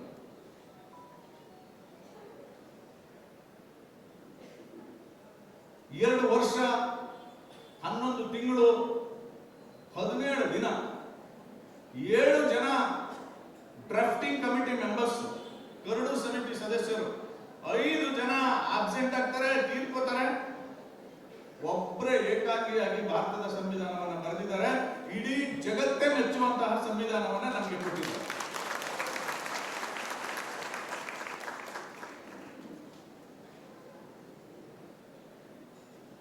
ಈ ಸಂವಿಧಾನದಲ್ಲಿ ಶೋಷಿತ ವರ್ಗಗಳಿಗೆ ಏನೇನು ಪ್ರಾವಿಷನ್ಸ್ ಮಾಡಿದ್ದೀನಿ, ಇದೆಲ್ಲವನ್ನ ಮುಂದೆ ಬರ್ತಕ್ಕಂಥ ಸರ್ಕಾರ ಯಶಸ್ವಿಯಾಗಿ ಶಾಸನಗಳ ಮೂಲಕ, ವಿವಿಧ ಕಾನೂನುಗಳ ಮೂಲಕ ಜಾರಿ ಮಾಡಿದ್ರೆ ಭಾರತ 20 ವರ್ಷದಲ್ಲಿ ಅಭಿವೃದ್ಧಿ ಕಡೆಗೆ ಹೋಗುತ್ತೆ ಅಂತ ಕನಸಿಟ್ಕೊಂಡು ಬಾಬಾ ಸಾಹೇಬ್. ಆ ಕನಸು ನನಸಾಗ್ಲಿಕ್ಕೆ ನೆಹರು ಅವ್ರಿಗೆ ಅಷ್ಟೊತ್ತಿಗೆ ಕಾನೂನು ಸಚಿವರು ಕೂಡ ಆಗಿದ್ರು. Drafting committee chairman plus law minister. Law ಮಿನಿಸ್ಟರ್ಗೆ ರಾಜೀನಾಮೆ ಕೊಟ್ಬಿಡ್ತಾರೆ. ಯಾಕೆ ಗೊತ್ತಾ? ಮೊದಲನೇ ಕಾರಣ ಇಲ್ಲಿ ಕೂತಿದಾರಲ್ಲ ಹೆಣ್ಮಕ್ಳು, ನಿಮಗೋಸ್ಕರ ರಾಜೀನಾಮೆ ಕೊಟ್ಟಿದ್ರು. ಹಿಂದೂ ಕೋಡ್ ಬಿಲ್ ಅನ್ನು ಮಂಡಿಸ್ತಾರೆ. ಹಿಂದೂ ಸಮಾಜದಲ್ಲಿ ಇರ್ತಕ್ಕಂಥ ಹೆಣ್ಣು ಮಕ್ಕಳಿಗೆ ಪುರುಷರಷ್ಟೇ ಸಮಾನವಾದಂತಹ ಹಕ್ಕುಗಳನ್ನ ಕೊಡಬೇಕು. ಇದನ್ನ ಕೊಡ್ಲಿಲ್ಲ ಅಂದ್ರೆ ಸಂವಿಧಾನದ ಅನುಚ್ಛೇದ 15 ಉಲ್ಲಂಘನೆ ಆಗುತ್ತೆ. 15 ಏನು? ರೈಟ್ ಟು ಈಕ್ವಾಲಿಟಿ, ಸಮಾನತೆ ಹಕ್ಕು ಉಲ್ಲಂಘನೆ ಆಗ್ತದೆ. ದೇರ್ಫೋರ್ ಹಿಂದೂ ಸಮಾಜದ ಹೆಣ್ಣು ಮಕ್ಕಳಿಗೆ ಸಾಮಾಜಿಕವಾಗಿ, ರಾಜಕೀಯವಾಗಿ, ಆರ್ಥಿಕವಾಗಿ ಸಮಾನತೆಯನ್ನು ಕೊಡಬೇಕು. ಅದನ್ನ ಜಾರಿ ಮಾಡಿ ಅಂತಂದ್ರೆ ನೆಹರು ಸರ್ಕಾರ ಹಿಂದೂ ಕೋಡ್ ಬಿಲ್ ಅನ್ನ ಬೀಳಿಸ್ಬಿಡುತ್ತೆ. ಇವತ್ತೇನಾದ್ರೂ ಹೆಣ್ಮಕ್ಳು ಬೆಳಗ್ಗೆ ಎದ್ದು ಯಾರನ್ನಾದ್ರೂ ನೆನೆಸ್ಕೋಬೇಕು ಅಂದ್ರೆ ಬಂಧುಗಳೇ, that is none other than Baba Saheb Ambedkar. ಅದರ ಸಾಕ್ಷಾತ್ಕಾರವನ್ನ ಸನ್ಮಾನ್ಯ ನರೇಂದ್ರ ಮೋದಿ ಅವರು ಈಗ ಮಾಡಿದ್ದಾರೆ. ಸಂವಿಧಾನದ 106ನೇ ತಿದ್ದುಪಡಿಯಲ್ಲಿ ಹೆಣ್ಣು ಮಕ್ಕಳಿಗೆ 33% ರಿಸರ್ವೇಶನ್ ತಂದಿದ್ದಾರೆ. 75 ವರ್ಷ ಸಂವಿಧಾನ ಬಂದು 75 ವರ್ಷ ಅಮೃತ ಕಾಲದಲ್ಲಿ ಹೆಣ್ಣು ಮಕ್ಕಳನ್ನ ರಾಜಕೀಯ ಸ್ಥಾನಮಾನಗಳಿಗೆ ತಂದು ಕೂರಿಸಿದ್ರೆ ಗಂಡಸಿನ ದರ್ಪ ಇದೆಯಲ್ಲ, ಗಂಡಸಿನ ಅಹಂ ಇದೆಯಲ್ಲ, ಅದೆಲ್ಲ ಇಳಿದೋಗುತ್ತೆ ಅಂತ ರಿಸರ್ವೇಶನ್ ತಂದಿದ್ದಾರೆ. ಬಾಬಾ ಸಾಹೇಬ್ರ 51ರಲ್ಲಿ ರಾಜೀನಾಮೆ ಕೊಟ್ಟರು ನರೇಂದ್ರ ಮೋದಿ ಅವರು. ಈಗ ತಿದ್ದುಪಡಿ ಮೂಲಕ ಹೆಣ್ಮಕ್ಳಿಗೆ ರಿಸರ್ವೇಶನ್ ತಂದಿದ್ದಾರೆ. ಎರಡನೇ ಕಾರಣ ಏನು ಗೊತ್ತಾ? ನೆಹರುಗೆ ಕೇಳಿದ್ದಾರೆ, ನಾನು ಅರ್ಥಶಾಸ್ತ್ರದ ವಿದ್ಯಾರ್ಥಿ, ಕಾನೂನು ಮಂತ್ರಿಯಾಗಿ ಯಾವ ಪಾಲಿಸಿನೂ ಮಾಡಕ್ಕಾಗಲ್ಲ, ನನಗೆ ಯೋಜನಾ ಮಂತ್ರಿ ಮಾಡಿ, ಪ್ಲಾನಿಂಗ್ ಮಿನಿಸ್ಟರ್ ಮಾಡಿ, ಈ ದೇಶದ ಪ್ಲಾನಿಂಗ್ ಹೆಂಗಿರ್ಬೇಕು ಅಂತ ನಾನು ಹೇಳ್ತೀನಿ ಅಂತ 3 ಸಾರಿ ಒತ್ತಾಯ ಮಾಡ್ತಾರೆ. ಒಪ್ಕೊಳ್ಳಲ್ಲ ನೆಹರು.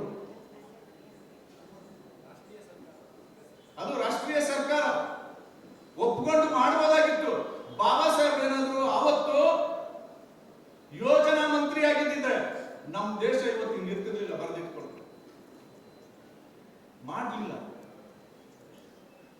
ಆ ಕಾರಣಕ್ಕೆ ರಾಜೀನಾಮೆ ಕೊಟ್ಟರು. ಮೂರನೇದು ಹಿಂದುಳಿದ ವರ್ಗಗಳಿದೆಯಲ್ಲ, SC ST ಅಲ್ಲದ ಇತರೆ ಹಿಂದುಳಿದ ವರ್ಗಗಳಿಗೆ ಸಂವಿಧಾನದಲ್ಲಿ ಒಂದು ಅವಕಾಶ ಕೊಟ್ಟಿದ್ದೀನಿ. ಅವಕಾಶ ಏನಂತಂದ್ರೆ ಸಂವಿಧಾನದ ಅನುಚ್ಛೇದ 340. ಈ 340ರಲ್ಲಿ ಹಿಂದುಳಿದ ವರ್ಗಗಳು ಯಾರು, ಅವರ ಸಾಮಾಜಿಕ ಶೈಕ್ಷಣಿಕ ಸ್ಥಿತಿಗತಿಗಳು ಏನು ಅನ್ನೋದನ್ನ ಅಧ್ಯಯನ ಮಾಡಲಿಕ್ಕೆ ಒಂದು ಆಯೋಗನ ನೇಮಕ ಮಾಡಿ ಬೇಗ. SC STಗಳಿಗೆ ಸಂವಿಧಾನದ ಹಕ್ಕುಗಳು ಸಿಕ್ಕಿದೆ, ಇತರೆ ಹಿಂದುಳಿದ ಜಾತಿಗಳಿಗೂ ಸಿಕ್ಕಬೇಕು, ಆಯೋಗ ರಚನೆ ಮಾಡಿ ಅಂದ್ರೆ ಜವಾಹರ್ಲಾಲ್ ನೆಹರು ಕೇರ್ ಮಾಡಿಲ್ಲ.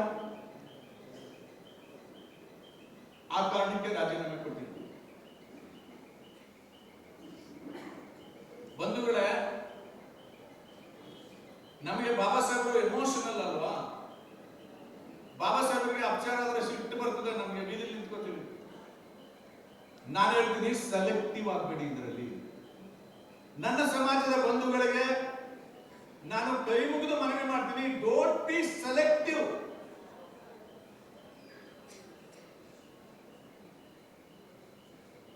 ದೇರ್ಫೋರ್ ಬಾಬಾ ಸಾಹೇಬ್ ನಮಗೆ ಫ್ಯಾಷನ್, ಬಾಬಾ ಸಾಹೇಬ್ ಅಂಬೇಡ್ಕರ್ ನಮಗೆ ಎಮೋಷನಲ್. ಇದೆರಡನ್ನೂ ಮೀರಿದಂಥದ್ದೇನು ಗೊತ್ತಾ? ಬಾಬಾ ಸಾಹೇಬ್ ಅಂಬೇಡ್ಕರ್ ನಮಗೆ ಒಂದು ಮಿಷನ್, ಮಿಷನ್ ಅವರೊಂದು ಧ್ಯೇಯ. ಆ ಧ್ಯೇಯ ಏನು ಅಂತಂದ್ರೆ ಶೋಷಿತ ವರ್ಗಗಳನ್ನ ಸಾಮಾಜಿಕ ಆರ್ಥಿಕ ಅಸಮಾನತೆಯಿಂದ ಮೇಲೆತ್ತಿ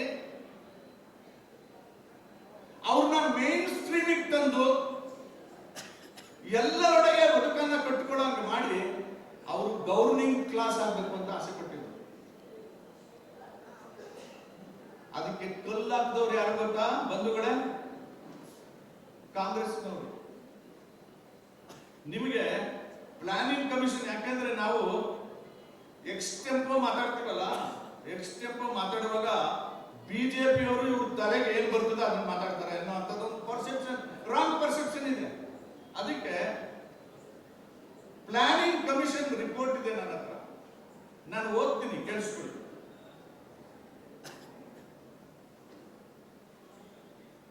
23 ವರ್ಷಗಳ ನಂತರ 6ನೇ ಪಂಚವಾರ್ಷಿಕ ಯೋಜನೆಯ ಸಂದರ್ಭದಲ್ಲಿ ಪ್ಲಾನಿಂಗ್ ಕಮಿಷನ್ ಐಡೆಂಟಿಫೈ ಮಾಡಿರುವಂತ ಫ್ಯಾಕ್ಟ್ ಏನು ಅಂತಂದ್ರೆ, in spite of constitutional directives and a number of legislative executive measures taken by the government, the situation of the scheduled caste did not improve appreciably during the period prior to 6th plan, mainly due to lack of economic